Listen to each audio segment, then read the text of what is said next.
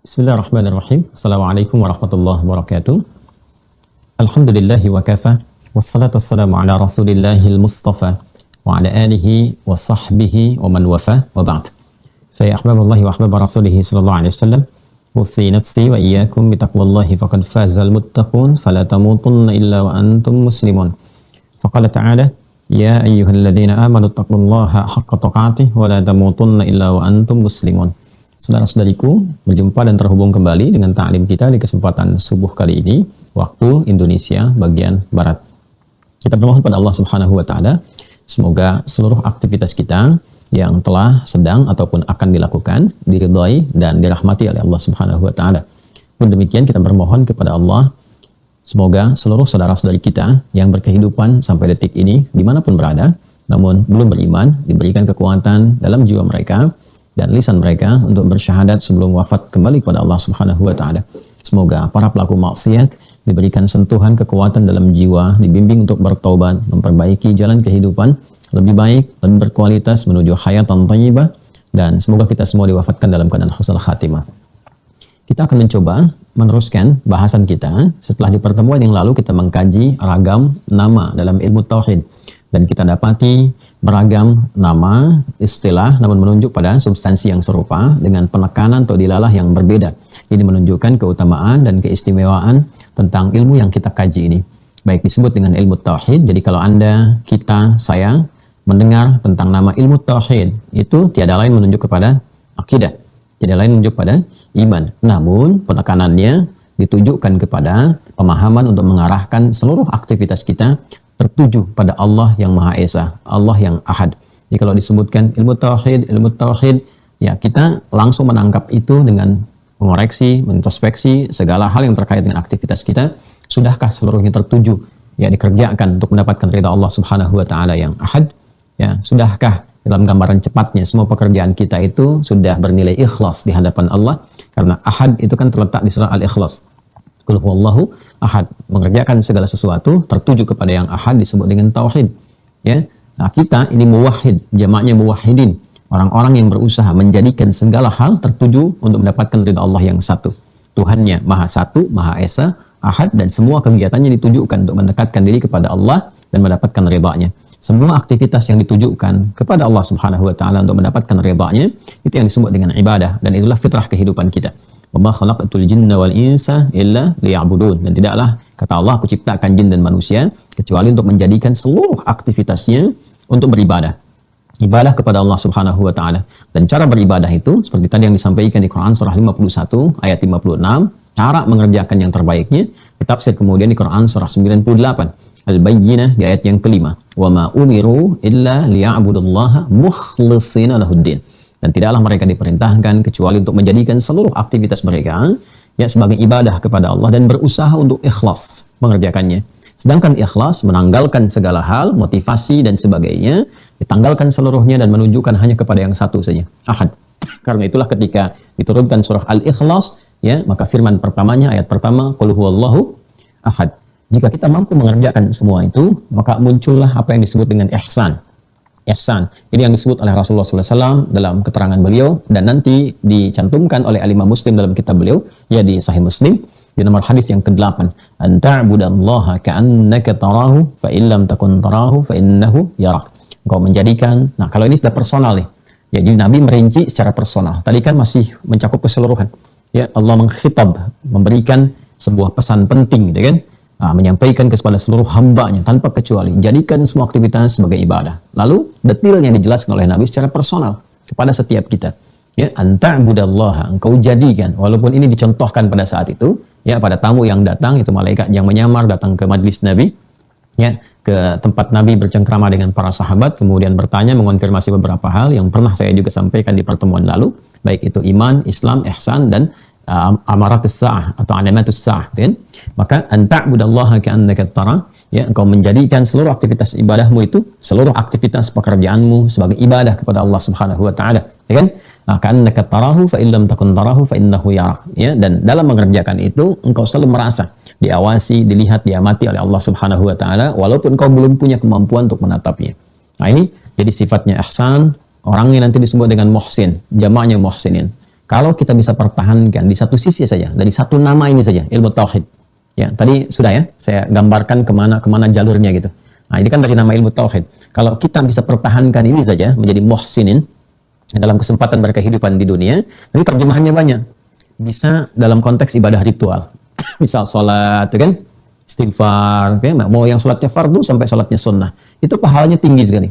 Orang yang bisa membawa keikhlasan dalam aktivitas ibadah ritualnya secara spiritual, itu setidaknya disifati oleh Allah dengan orang-orang yang nanti ditempatkan di taman surga.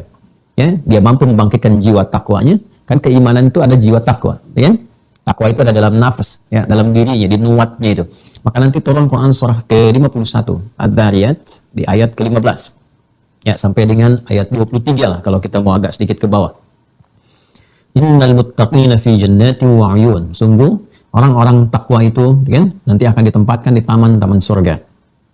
Akhidhina ma atahum rabbuhum innahum kanu qabla dzalika muhsinin. Mereka akan mendapatkan segala kemuliaan, kenikmatan yang telah dijanjikan oleh Allah Subhanahu wa taala, Rabb mereka. Dan sungguh, ya, mereka itu saat di dunia adalah orang-orang yang ihsan. Innahum kanu qabla dzalika muhsinin. Muhsin. Apa sifat mereka? Kanu qalila minal laili ma yahja'un wa bil ashari hum yastaghfirun. Mereka itu orang-orang yang sedikit tidurnya. Maka ditafsirkan di sini, kalau sedikit tidur kan umumnya malam ya, maka sering bangun malam. Ini salat ritual. Dan menjelang ke subuh itu istighfar. Wabil ashar itu jamak dari kata sahar, waktu singkat menjelang fajar. Jadi setelah dia tahajud, dia rajin istighfar. Itu istighfar tuh melatih kebersihan jiwa. Ya, sehingga nanti buah dari istighfar salah satunya adalah keikhlasan. Jadi orang-orang yang rajin istighfar, astagfirullah. Nah, itu buah dari istighfar itu salah satunya selain menghadirkan kenikmatan untuk berzikir, ya, menghadirkan taubat, salah satunya itu menghadirkan keikhlasan. Jadi menunjukkan segala aktivitas tertuju kepada Allah. Ya, silahkan berlatih. Kita sama-sama berlatih menghadirkan itu. Nah, itu nanti puncaknya orang yang biasa seperti itu disiapkan nanti apresiasi tertinggi ketika Allah berkehendak dengan rahmatnya menjadikan ia mendapatkan surga, ditempatkan di taman surga. Ya, taman surga. Nanti detailnya lagi kalau ditambahkan kita dengan wa fi amwalihim haqqul lisaili wal mahrum, ya, dan dia juga gemar berbagi lewat harta, didetilkan lagi nanti di Quran surah ketiga Ali Imran ayat 133. Ya, kalau berbaginya bisa dalam keadaan lapang, dalam keadaan sempit, nanti ditambah lagi ya tempatnya seluas langit dan bumi itu. Ya, Masya Allah. Ini sudah janji Allah ya, dan ini kalau perkara gaib, iman, bukan akal tempatnya, iman.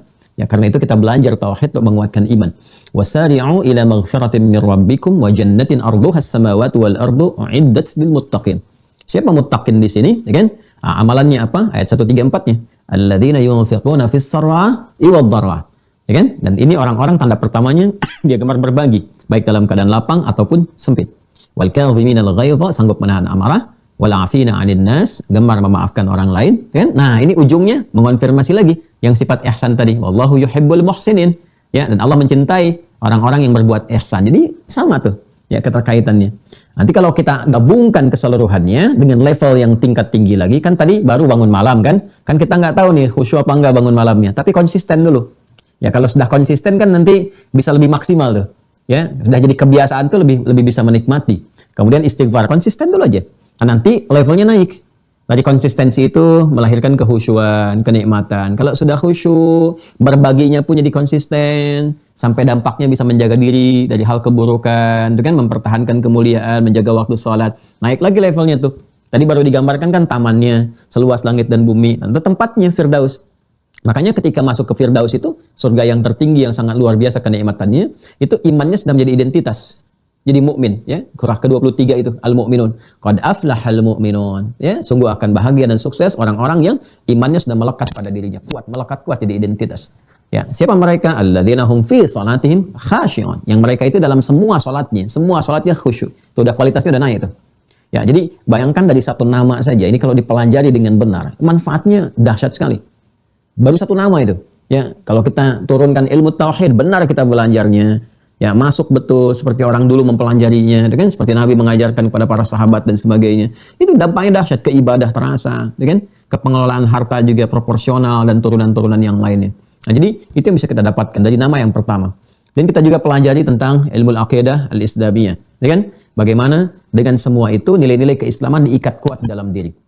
Akidah itu mengikat dari keimanan kita, keyakinan kita diikatkan kuat dalam diri kita seperti pondasi, ya, dicakarkan ke dalam bumi, digenggamkan sehingga bangunannya bisa utuh dipegang. Jadi kalau sudah akidah dan disifati dengan Islami, ya, maka semua pondasi keimanan ini ketika kuat, maka dia akan menggenggam bangunan-bangunan keislaman. Ya, digenggam erat begini supaya tidak goyah, tidak geser dan seterusnya. Artinya apa? Bangunannya kan terdiri dari tiang-tiangnya salat. Syariat itu kan yang kemarin kita pelajari.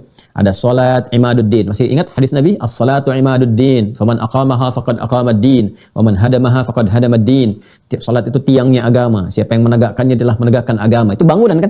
Kita setelah pondasi kan bangun tiang-tiang, tiang pancang itu. Itu salatnya. Ya. Kemudian apa yang terjadi? Kalau ditegakkan, maka akan siap nih bangunan keislamannya.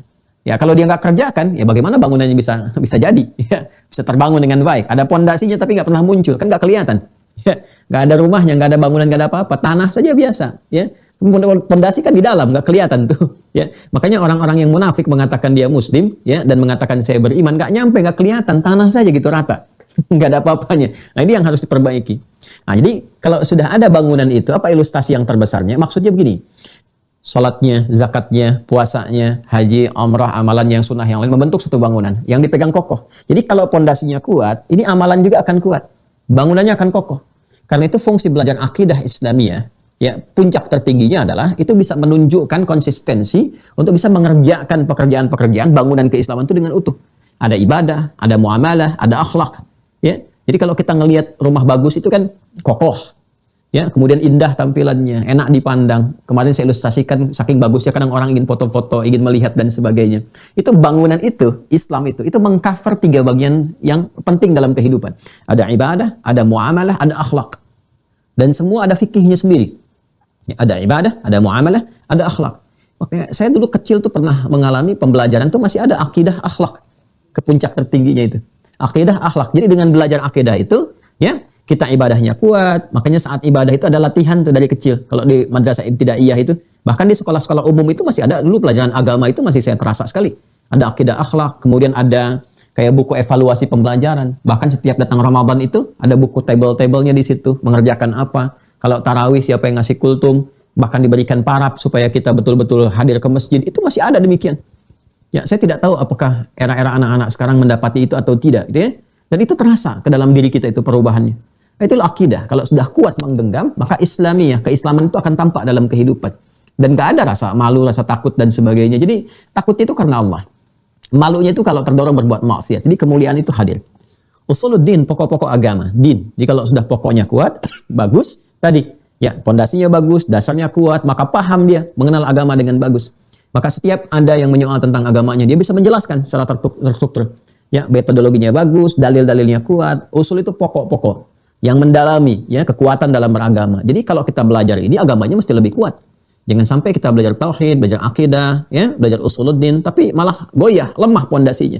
Nah, itu bukan usuluddin namanya. Karena itu kurang lebih kita sudah 60 nih, 61 atau 62 video dengan ini kita belajar itu. Ya, silahkan dicek. Ada nggak perubahan pada diri kita itu? Semakin mengenal Allah tidak? Ya, makanya saya cek kemarin dengan merumuskan beberapa intisari kajian itu yang teman-teman hadirkan. Baru tadi malam saya selesaikan, ya. Mungkin insya Allah sore ini atau malam nanti disampaikan kepada teman-teman. Itu Masya Allah ini, dan saya sangat bersyukur Masya Allah teman-teman sudah bisa membuat bagan, merumuskan, ya, dengan segala ragamnya gitu. Luar biasa. Ada yang paling kreatif itu supaya nggak susah dibikin langsung thumbnail videonya. jadi bukan apa namanya tema-tema pembelajaran dan dalil, ini thumbnail videonya. Ya, jadi materi pertama disebutkan flyer video, kedua flyer taklim sampai ujungnya, gitu ya. Ya, tapi lebih daripada itu saya ingin mengatakan bahwa ini semua ragam yang telah kita bahas ini pada akhirnya menjadikan kita mesti lebih memahami dengan baik tentang agama kita. Jadi kalau ada yang bertanya kenapa sih Anda memilih Islam, kita bisa jelaskan dengan runtut, dengan baik. Ya, kalau ingin dari persepsi internal di keislaman kita, jelaskan dari Al-Qur'annya, jelaskan di hadisnya. Kalau ingin bisa nanti dikomparasikan dengan struktur logika, misalnya jelaskan secara logika. Ini saya pilih Islam karena begini. Dari sisi ketuhanan jelas, dari sisi ibadah jelas, tidak ada persoalan, nggak ada kerumitan. Dari sisi muamalah, konsepsinya jelas, mengatur bimbingan dari bangun tidur sampai tidur lagi. Bisa kita jelaskan dengan baik. Nah, itulah usuluddin. Jadi ini penting sekali, ya, penting. Karena kekinian ini pokok dipahami betul. Nanti ada gerakan namanya orientalis dari sejak dulu itu. Nanti ada beberapa buku mungkin yang ingin saya tunjukkan juga. Nah, itu memang riset-riset menunjukkan untuk menggoyahkan keyakinan itu jadi tumpuan yang paling utama, jantungnya di situ. Sebab kalau akidahnya sudah goyang, ya sudah, syariatnya pun terputus. Sudah nggak gemar sholat, sudah nggak gemar puasa, sudah berpikirnya aneh-aneh dan sebagainya. Gitu. Nah, itu yang dirugikan banyak nanti, selain diri sendiri, lingkungan juga akan dirugikan. Saya dulu masih belajar, kita atau mungkin yang semasalah setidaknya dengan saya, atau bahkan di atas saya, masih ingat kan? Kita belajar akidah dulu, akidah, akhlak. Coba lihat tingkat kriminalitas. Bandingkan dengan sekarang. Bisa terlihat. Ya, silahkan kalau ada sensus misalnya riset tentang tindak kriminal, ya per harinya berapa nih indeks kriminal di Indonesia. Saya kalau paling gampang saya lihat aja di berita-berita itu, hampir setiap hari 85% itu negatif semua. Ya, baik kasusnya fahsya atau mungkar. Ya, fahsya yang kotor-kotor, yang jorok-jorok, perzinahan, selingkuh, ini itu prostitusi dan sebagainya. Mungkar dari kasus narkoba sampai perampokan, pembunuhan, macam-macam. Itu hampir setiap hari itu menghiasi berita-berita kita. 85% kurang lebih itu. Anda bisa bayangkan. Ya, dulu orang ada kejadian kecil saja, ada yang meninggal karena kejadian itu hebohnya bisa luar biasa. 1 kali, ini sekarang kayak sudah biasa. Ya, dan itu masih ada tuh akidah akhlak itu masih bisa dinikmati itu. Ya, tenggang rasa, toleransi macam-macam dipraktekkan dengan sangat indah. Nah, ini ada sesuatu, coba dicek lagi. Saya tidak tahu ya apakah di sekolah SD sekarang anak-anak itu pelajaran agama masih ada apa enggak tuh. Terus muatannya bagaimana tuh? Tereduksi atau memang diajarkan dengan cara yang baik? Kita berbicara dalam spektrum keislaman, ya. Dan kita menghormati di tempat-tempat yang ada mungkin sekolahnya nanti ada muridnya yang Kristen, yang Hindu, yang Buddha dan sebagainya. Nah, itu konsepsi dengan kepercayaannya masing-masing. Tapi pertanyaannya adalah di murid-murid yang Islam itu masih ada nggak pelajarannya itu? Akidah akhlak. Kemudian nanti ada bukunya juga akidah Islam dan sebagainya. Ya, nah ini persoalan yang penting untuk dikaji. Jangan-jangan bukunya ada, penerbitnya ada, tapi gurunya nggak ada, gitu kan? Ini juga dicek ini. Ya, terus kualifikasi gurunya bagaimana tuh? Ya, sertifikasinya, apakah sertifikasi yang memang keislaman atau sertifikasi yang pada standar-standar umum? Nah, ini juga penting untuk dilihat. Nah, jadi ini gambarannya kenapa disebutkan, kalau disebutkan akidah Islam berarti harus kuat. Kalau disebutkan usuluddin mampu menjelaskan. Nah, ya, jadi kalau usuluddin nih, kita harus mampu menjelaskan. Jangan sampai kita belajar nggak bisa kita jelaskan pada orang lain. Minimal ketika ditanya. Ya, atau untuk menguatkan kepada anak-anak. Anak-anak kecil kan pasti akan bertanya tuh. Ya, mengapa sholat, mengapa menyembah Allah, Allah itu siapa, dan sebagainya. Nanti di Quran dijelaskan. Ini, anak kecil bertanya, begini jawabannya. Kan? Nah, remaja bertanya, begini jawabannya. Orang dewasa bertanya, seperti ini cara menjawabnya. Itu ada semua. Makanya kalau kita riset ya, Bapak Ibu sekalian, nanti kalau ngaji satu saat, belajar tafsir, turunannya, itu kenapa panggilan ayah ke anak ya? Kan dialognya selalu ayah dengan anak, kan? Ya, jarang dengan ibu, kan? Ibu biasanya doanya langsung kepada Allah untuk anaknya. Ya, seperti Hannah berdoa kepada Allah untuk Maryam. Tapi dialog terjadi nanti antara Yakub dengan Yusuf misalnya, alaihi wassalam, Ibrahim dengan Ismail, alaihi wassalam. Itu selalu dari ayah ke anak tuh, bunai. Ya bunayya, ya bunayya, ya bunayya. Luqman dengan anaknya, ya bunayya. Ya bunayya la tusyrik billah. Ya. Kemudian ya bunayya la taqsus ru'yak. La bunayya, ya bunay. Semuanya bunay. Anak ke ayah itu abati. Ya, jarang kita dengar abi atau buya, selalu abati. Itu ada hikmahnya. Ada maknanya itu.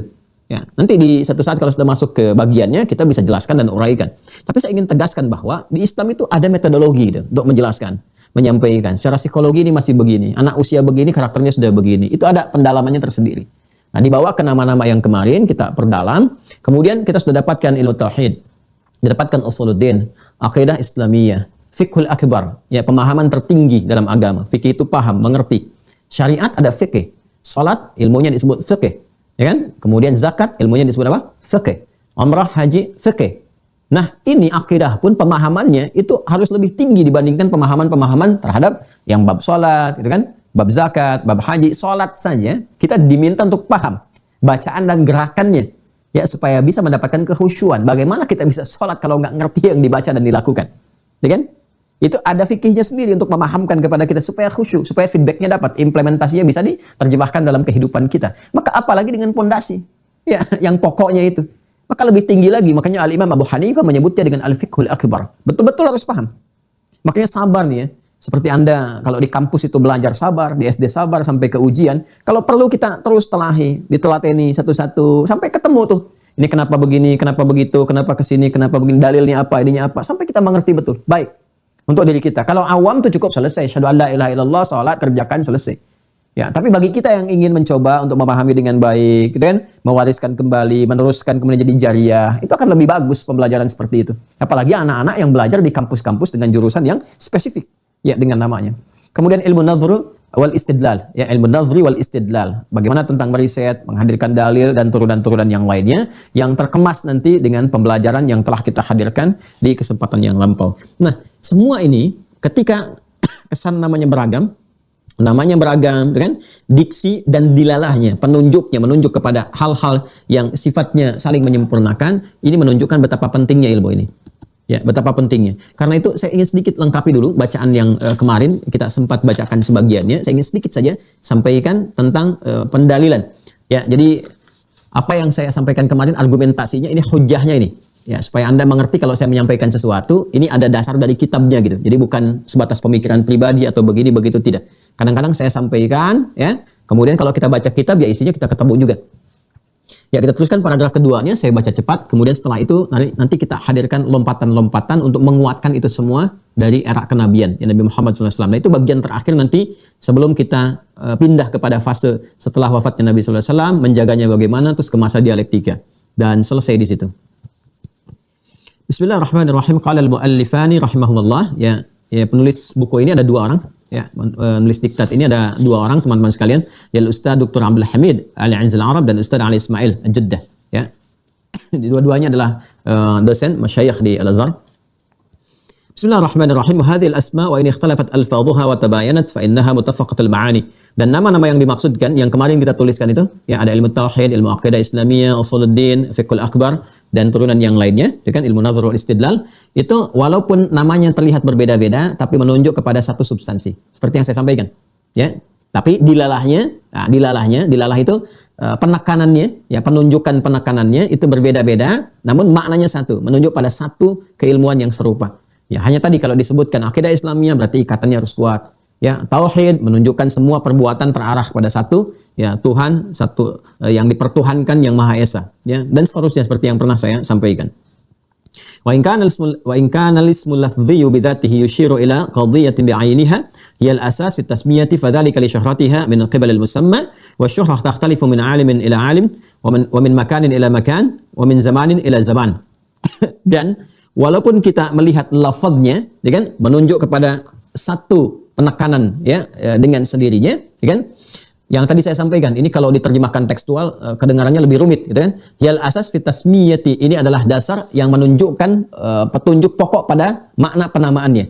Tadi seperti yang saya sampaikan sebelumnya. Maksudnya apa? Walaupun ini maknanya beragam, tapi menunjuk pada makna yang serupa tentang bagaimana menguatkan keyakinan, tapi keragaman makna ini menunjukkan penekanan pada setiap namanya.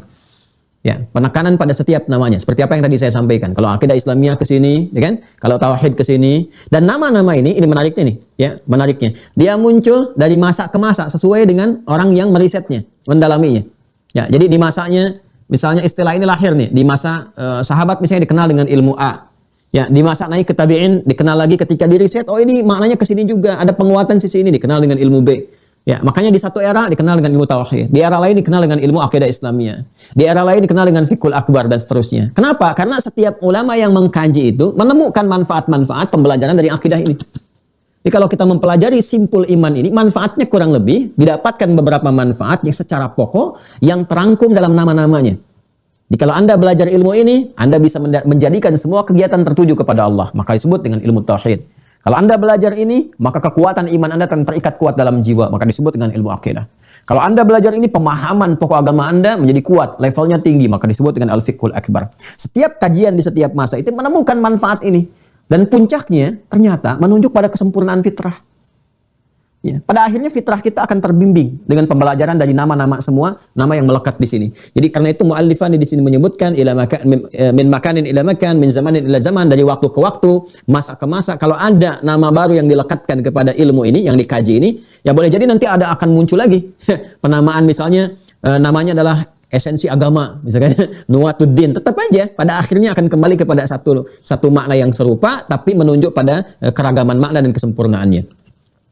Wa kathratu hadhil asma tadullu ala makanati hadzal ilm, ya, dan ragam nama ini, banyaknya nama yang melekat kepada ilmu ini, tadullu ala makanati hadzal ilmi, ya, ini menunjukkan pada tingginya, ya, kedudukan ilmu ini, wa manzilatihi, fama waqa'at ala ilmin hatta al-an summiya bihadzal asma' al-muta'addida illa hadzal ilm, ya, dan tidak didapati sampai detik ini, Ya, saya ulang ya, tidak didapati sampai detik ini ragam pengetahuan yang mendapati banyak nama pada pengetahuan itu kecuali disiplin ilmu ini, akidah ini. Ya, selaraskan dengan yang saya sampaikan kemarin. Saya sampaikan kepada Anda dengan bahasa yang lebih sederhana kan kemarin. Ya, kalau namanya banyak, ini menunjukkan bahwa ilmu itu istimewa. Seperti kalau orang banyak disifati dengan kebaikan, orang itu istimewa, orang itu baik. Ya, dan saya juga sampaikan di pertemuan yang lalu, di disiplin ilmu yang lain, khususnya syariat, itu namanya satu-satu saja. Jarang ada yang dua bahkan lebih. Sekarang sholat, ilmunya apa? Fikih, fikih sholat. Ya, kita belum pernah mendengar misalnya fikih apalagi selain nama sholat itu. Satu saja fikih sholat. Nanti dalamnya dibahas tentang cara dari mulai wudhu sampai dengan salam, ya, cara bagaimana menghadap kiblat, cara kemudian ruku, sujud dan sebagainya sampai dengan salam. Fikihnya ya fikih sholat. Ya. Mau apapun gambarannya, mau turunan-turunannya tetap kalau masuk ke sunnah dijelaskan nanti babnya tahajud. Jadi bab di situ. Nggak pernah ada fikihnya fikih tahajud, subbabnya aja bab tahajud. Ya, pembahasan tentang ini babut taharah, dari babut taharah, bab tentang bersuci, kemudian masuk ke wudu dan seterusnya fikih salat. Zakat ya zakat, fikih zakat. Ya kan? Ya, walaupun zakat punya nama lain an-numu, ya an-numu wa taharah, tapi kita nggak pernah dengar misalnya ini apa fikih numu, nggak ada. Fikihnya fikih zakat. Haji umrah, ya, kan kita belum pernah dengar fikih ritual Mekah misalnya, kan nggak ada. Ya, fikihnya fikih haji, fikih umrah, ya kan? Dan seterusnya. Itu satu itu aja. Tapi ilmu ini saking pentingnya, saking pokoknya dan punya kedudukan yang tinggi dan menentukan. Artinya kalau Anda haji tapi nggak beriman, ya nggak sah hajinya. Ya, nggak ada nilainya. Walaupun benar semua rukun syaratnya, ikutan sholat benar semuanya dari awal sampai akhir. Ya, tapi nggak ada iman, ya nggak ada nilainya. Ya karena itu banyaknya nama yang melekat kepada nama ini menunjukkan bahwa kedudukannya tinggi. Ya, sangat penting gitu. Ya. Kemudian saking pentingnya tidak ada yang dilekatkan nama-nama yang banyak kecuali melekat kepada nama akidah ini. Wa ilmu tasawuf fa in ta'addadat asma'uhu fa innahu la yasilu ila adadi. Walaupun ada misalnya seperti ilmu tasawuf, ya namanya ada tazkiyatun nafas, kan? Tasawuf itu kan nama lainnya ada tazkiyatun nafas. Tazkiyatun nafas itu ya tasawuf juga. Ya, tasawuf sifatnya cara penyaringannya disebut tasfiyah. Orangnya disebut dengan sufi. Ya, apa itu sufi, apa tasawuf, apa tasfiyah? Yaitu menyaring sesuatu yang kotor sehingga yang muncul yang baik-baiknya. Itu tasfiyah. Jadi kalau Anda melihat ada al-ma'us safi, kalau beli air itu di Timur Tengah ada al-ma'us safi, maksudnya air itu telah difilter. Ya, dari kotoran-kotoran sehingga yang lahir yang bersihnya saja. Alatnya tasfiyah. Ya. Makanya nanti kalau melekat ya kepada benda atau zat baik hidup ataupun benda mati misalnya disebutnya safi. Safi. Ya, muannasnya safiyah. Ya. Jadi kalau ada yang namanya Ibu Sofia misalnya atau Safi artinya itu orang yang bisa selalu memfilter hal-hal buruk yang mungkin ada pada dirinya sehingga yang keluar selalu yang baik-baik. Ya, makanya Sofia itu nggak boleh marah tuh. Kalau namanya Sofia nggak boleh cemberut, nggak boleh berlaku yang jelek-jelek. Sofia itu dia bisa memfilter segalanya itu disaring dulu sehingga lahirnya semua yang baik-baik, nggak berkata kotor. Itu Sofia namanya. Ya, untuk laki-lakinya Sufi. Jadi sufi itu nggak aneh-aneh sebetulnya, ya bukan pergi ke gunung atau ke gua dan sebagainya tidak. Ya maka latihannya lewat syariat, jalannya, tarekahnya, ya tarekah itu tarekah jalan, ya suluk itu jalan, salik jalan, ya itu jalannya lewat apa? Lewat syariat. Puncak tertinggi lewat ibadah. Makanya ibadah itu kan membersihkan diri kita, salat membersihkan dari fahsya dan mungkar. Inna salata tanha 'anil fahsya wal munkar. Filternya lewat apa? Lewat salat, lewat syariat. Jadi puncak tertinggi dari situ keluarlah syariat. Ya, dari syariat itu nanti muncul apa? Muncul ma'rifat. Ma'rifat kenal diri sendiri, kemudian ma'rifatullah. Maka muncullah apa yang disebut dengan turunan dari jim, ha, dan kha. Ya, dari mulai kha-nya tahalli, ya, menyingkirkan yang jelek-jeleknya. Kemudian tahalli, menghiasi dengan yang baik-baiknya. Tajalli, maka nampak keagungan dalam nilai ibadah itu, dalam nilai keagamaan itu. Nah, nanti kalau masuk babnya, dikaji, nanti kita akan turunkan. Bisa diturunkan itu. Tapi puncaknya apa? Puncaknya ya amalan, ya syariat. Ya, salat yang baik, zikir yang baik, kemudian ngaji yang baik. Nah, itulah cara menyaring kita dari yang kotor-kotor supaya yang baik-baiknya itu muncul. Ya, nanti kalau kita sudah mendapatkan tempatnya, keadaannya disebut sofa namanya. Ya, makanya kan ketika sa'i itu dimulai dari sofa kan? Sofa itu maksudnya apa kalau ingin memulai sesuatu? Sa'i itu usaha yang sungguh-sungguh, yang serius. Kenapa bukitnya disebut dengan sofa? Karena Sayyidah Hajar ketika akan mencari air untuk anaknya, Sayyidina Ismail alaihissalam, itu beliau itu berprasangka baik dulu. Menafikan segala yang kotor-kotor, disaring. Berprasangka baik kepada Allah. Nggak mungkin Allah menetapkan di sini kecuali ada kebaikan. Nggak mungkin suami saya diberikan tugas untuk menempatkan kami di sini, lalu setelah itu kembali lagi ya ke Kanaan, ke Palestina, kecuali pasti ada kebaikan. Allah sudah atur ini. Allah sudah siapkan. Nah itu tasfiyah. Makanya ketika memulai tempatnya tinggi, sofa. Maksudnya apa? Kalau ingin memulai sesuatu itu jernihkan dulu pikiran kita. Baikan dulu, prasangka baik kepada Allah. Itu sudah setengah dari kesuksesan. Tinggal kita berusaha sebaik mungkin. Kadang-kadang kalau lihat peluang, cepat-cepat bergerak atau berlari kecil. Walaupun sampai ke atas itu, apa yang ingin kita harapkan itu belum tentu terdapat seketika. Mungkin fata morgana. Apa yang kita ingin capai itu marwah namanya. Boleh jadi sampai situ fata morgana, belum ketemu, turun lagi, naik lagi. Tiba-tiba kita putar-putar dapatnya di tempat dekat tetangga kita tuh yang jualan. Ya saya kan begitu. Naik turun sudah 7 kali dapatnya Ismail, ya kan? Yang hentak-hentakan kakinya itu. Dapatnya boleh jadi demikian. Mungkin bapaknya berusaha, Anda mengaji sekarang, menghafalkan Quran, hadis, tiba-tiba yang hafid anaknya. Itulah berkahnya itu seperti itu. Kita berdoa sekarang memulai, kita rintis dari sekarang. Mungkin yang dapat cucunya, yang dapat anaknya, itu selalu begitu. Nanti fikih doa pun begitu. Bapak, ibu, Anda, saya, kita merasa sukses sekarang dengan ilmu, dengan harta, dengan kedudukan. Jangan salah. Mungkin saham terbesarnya orang tua kita. Bapak, ibu kita dulu.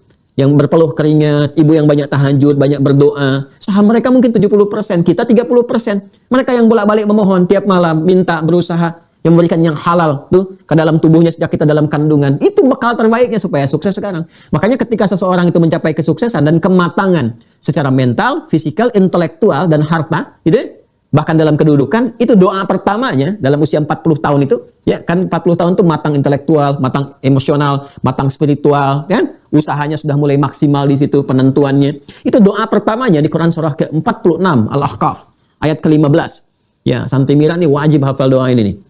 Ya, langsung aja ke doanya tuh di pertengahan sampai ke ujung ayatnya. Rabbi auzi'ni an ashkura ni'mataka allati an'amta 'alayya wa 'ala walidayya. Ya, wa an a'mala salihan tardah. Wa aslih li fi dzurriyyati sampai ujung ayatnya. Perhatikan kalimatnya. Yang ada wasainal insana biwalidayhi itu, pembuka ayatnya. Rabbi auzi'ni, ya Allah mohon bimbing hamba. Ya, an ashkura ni'mataka allati an'amta 'alayya. Untuk mampu mensyukuri semua nikmat yang Kau berikan kepada hamba sampai detik ini ya Allah. Ya, wa 'ala walidayya, dan kepada kedua orang tua hamba. Nah, ini pertanyaannya, kenapa orang tua dilekatkan di situ? Untuk memberikan kesan. Boleh jadi sampai usia sekarang pun Anda merasa sukses, itu jasa orang tua itu begitu tinggi. Itu luar biasa. Nah ini ya, supaya nggak terlampau jauh pembahasan kita, itu kurang lebih korelasinya demikian. Jadi kerjakan, boleh jadi yang mendapati itu adalah orang-orang dekat, orang sekitaran kita. Itu sofa namanya.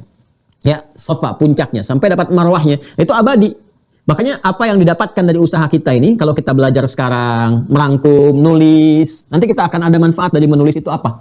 Ya, legasinya apa? Jadi dari menulis apa? Mungkin catatan itu akan ditemukan oleh anaknya, cucunya. Penasaran digali lagi, jariahnya Anda dapat. Itu abadi sifatnya. Makanya Sayyidah Hajar ketika mendapatkan air itu, ya, untuk minum Ismail, ya, dengan izin Allah, malaikat kemudian mengepakkan, ya, antara sayapnya itu kemudian keluar air, memancar. Apa kata ibunya? Zam, zam, zam, zam, zam. Ibunya tidak mengatakan ijma, atau terjemah. Tidak. Tapi zam, zam, zam, zam. Zam itu artinya kumpul, jangan berhenti. Kumpul, jangan berhenti. Kumpul, jangan berhenti. Sampai sekarang nggak pernah berhenti airnya. Jadi kalau kita kerjakan niat karena Allah, ikhlas, tasfiyah, menepikan segala yang nggak penting, tujukan semua karena Allah, merawat anak karena Allah, ya kan? Kemudian belajar karena Allah, bekerja karena Allah, itu legasinya abadi. Terkumpul terus terwariskan sampai anak cucu. Itu yang nanti akan dikumpulkan di akhirat bersama-sama semuanya. Di Quran surah 52 ayat 21. Ya, At-Tur ayat 21. Walladzina amanu wattaba'athum dzurriyyatuhum biimanin alhaqna bihim dzurriyyatahum wa ma alatnahum min 'amalihim min syai' kullu imrin bima kasaba rahim. Dan orang tua yang beriman itu diikuti oleh anak-anaknya, semua kompak beriman, diteruskan legasi amal solehnya, kami akan kumpulkan mereka semua di surga. Dan kami nggak akan sia-siakan sedikit pun harapan mereka untuk mewujudkan itu. Jadi kalau Anda, saya, kita sekarang menyiapkan itu, dan diniatkan karena Allah, itu dinilai. Dinilai itu. Tapi kullu imrin bima kasaba rahim, kata Al-Quran, itu pilihan. Anda mau kerjakan, silahkan. Tidak, resiko masing-masing. Itu ya. Nah, jadi kalaupun ilmu tazkiyatun nafas, tadi kan tasawuf itu sama dengan tazkiyatun nafas itu. Ya, intinya sama dengan itu. Walaupun namanya ada beberapa penyebutannya, menunjukkan itu juga penting, di tazkiyah nafas itu penting, tapi akidah lebih penting. Karena itu namanya lebih beragam, lebih banyak dibandingkan dengan nama yang melekat pada ilmu tazkiyatun nafas atau tasawuf atau turunannya. وقد ذكر العلماء تعريفات عديدة وقد ذكر العلماء تعريفات عديدة على مر العصور لهذا العلم وكان أقدم تعريف وصل إلينا ما ذكره أحد الأئمة المجتهدين في القرن الثاني الهجري هو الإمام أبو حنيفة النعمان بن ثابت توفي 150 هجرية مؤسس المذهب الفقهي المعروف.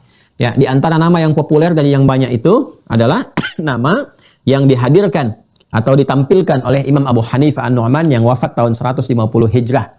Ya berarti abad kedua Hijrah nih. Masanya itu sangat dekat ke sahabat, berarti tabi'in beliau. Ya, dan termasuk umat terbaik. Ini termasuk salaf, umat-umat terbaik di kalangan-kalangan masa lampau. Ya, kurang lebih di masa kedua Hijrah. Jadi masa kedua Hijrah itu masih terjaga tuh. Ya, terjaga referensinya lebih dekat ke masa era-era sahabat ke Nabi Shallallahu Alaihi Wasallam. Ya, jadi dari masa sahabat ke tabi'in, biasanya era awal ke abad kedua Hijrah itu sudah masuk golongan tabi'in. Setelahnya itu tabi'in. Nah itu orang pertama kali memberikan penamaan kepada ilmu ini, ya untuk membedakan dengan ilmu-ilmu syariat yang lain, itu diantaranya Imam Abu Hanifah yang wafat tahun 150 Hijrah. Jadi begitu Abu Hanifah meninggal, wafat An-Nu'man, ya beliau meninggal dunia, Imam Syafi'i lahir di tahun yang sama, 150 Hijrah. Ya, 150 Hijrah. Ditengahi nanti oleh Imam Malik. Imam Malik lahir di Madinah, lahir, tumbuh, berkembang, wafat di Madinah. Itu Imam Malik bin Anas. Ya, Imam Syafi'i lahirnya di Gaza, sekarang Gaza, Palestina. Nanti tumbuh berkembang di Mekah, mendalami bahasa Arab, terus nanti berkelana ke Madinah, belajar ke Imam Malik, terus sampai nanti sempat ke Irak, kemudian berakhir di Mesir. Imam Syafi'i, muridnya Imam Ahmad bin Hanbal, lahir sekitaran tahun 163-164 Hijrah. Ya, kurang lebih 14 tahun lah setelah Imam Syafi'i, lahir Imam Ahmad bin Hanbal. Dan itu nanti menarik tuh, antara pendidikan Imam Syafi'i dan Imam Ahmad itu ada kemiripan. Sama-sama ibunya single parent. Ya, sama-sama single parent. Itu menarik. Ya, nanti lain waktu lah pas masuk bab yang lain ya, supaya kita nggak terlalu melebar gitu pembahasannya. Jadi Imam Abu Hanifah, ya beliau mengatakan, yaqulul imamu fi fiqhil absat. Ya, al-Imam Abu Hanifah mengatakan, menyampaikan, i'lam anna al-fiqh fid din afdal min al-fiqh fil ahkam. Ya, ketahuilah bahwa memahami fid din dalam pokok agama afdalu min al-fiqh fil ahkam. Itu lebih utama. Ya, lebih utama, lebih penting dalam memahami fikih-fikih dalam hukum-hukum terapan.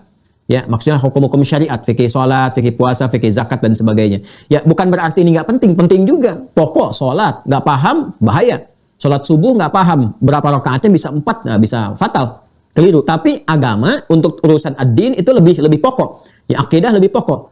Ya, karena itu apa yang terjadi? Yang terjadi adalah beliau menjadikan penamaan ini untuk fikih akidah ini ya terkait dengan tauhid, menjadikan di atas semua ini yang paling besar, yang paling agung. Maka beliau namai fikih ini dengan fikul akbar. Itu orang pertama yang menamai dengan fikul akbar al-Imam Abu Hanifah. Seperti saya sampaikan kemarin, ya. Dari mana taunya? Teruskan. Fil ahkam wal fiqhu ma'rifatun nafsi ma daha wa ma 'alaiha. Ya, wa ma yata'allaqu minha bil i'tiqadat huwa al-fiqhul akbar. Ketemu nih. Sedangkan fikih pada dasarnya adalah ma'rifatun nafsi, mengenal diri kita, malaha wa ma'alaiha, apa yang boleh dikerjakan, apa yang nggak boleh. Jadi fikih itu sederhananya kenal diri kita, kenalin diri kita. Apa yang boleh kita lakukan, apa yang nggak boleh kita kerjakan. Kalau kaitan dengan ibadah, nanti syariat. Dalam sholat, apa yang boleh dikerjakan, apa yang nggak boleh, fikih ranahnya. Makanya nanti kita ditunjukkan, ya, diberikan pengetahuan dalam sholat ini, kerjakan seperti ini, dalilnya ini, petunjuknya begini, maknanya begini, hikmahnya begini, hasilnya seperti ini. Nggak boleh mengerjakan sholat saat nggak boleh mengerjakan seperti ini dalam sholat. Dia nggak boleh dikerjakan, ini nggak boleh dilakukan. Kapan sholat dilakukan, waktunya kapan, dan sebagainya. Jadi apa yang boleh dikerjakan, apa yang tidak boleh, itu ranahnya fikih. Sedangkan hal yang terkait dengan jiwa kita yang paling dalam, terkait dengan keyakinan, apa yang boleh dilakukan oleh hati kita, oleh jiwa kita, apa yang nggak boleh. Nggak boleh riya, nggak boleh hasad, kan? Nggak boleh dengki, nggak boleh syirik, nggak boleh macam-macam. Yang bolehnya ikhlas, yang bolehnya taat, dan sebagainya. Itu ilmunya, kata beliau, disebut dengan al-fiqhul akbar. Ya, al-fiqhul akbar, pemahaman yang tertinggi, yang paling besar. Sedang fahada ta'rif fihi raf'un limakanati hadzal ilmi wa tafdilun lahu 'ala al-fiqh kama annahu yumayyizu bainal ilmaini bina'an 'ala ikhtilafi tabi'ati al-ahkam asy-syar'iyyah allati hiya majal al-bahth. Ya, fi kullin minhuma. Maka penamaan dengan fikih akbar ini memberikan kesan bahwa ya, kedudukan ilmu ini begitu tinggi, begitu penting dibandingkan dengan ilmu-ilmu yang lainnya, sekalipun yang lain pun penting, tapi ini menunjukkan satu esensi yang melebihi keutamaan ilmu-ilmu yang lainnya. Nah, saya bacakan sampai sini ingin menunjukkan dua hal. Ya, sebetulnya nggak saya bacakan pun selesai kemarin karena sudah tuntas saya sampaikan.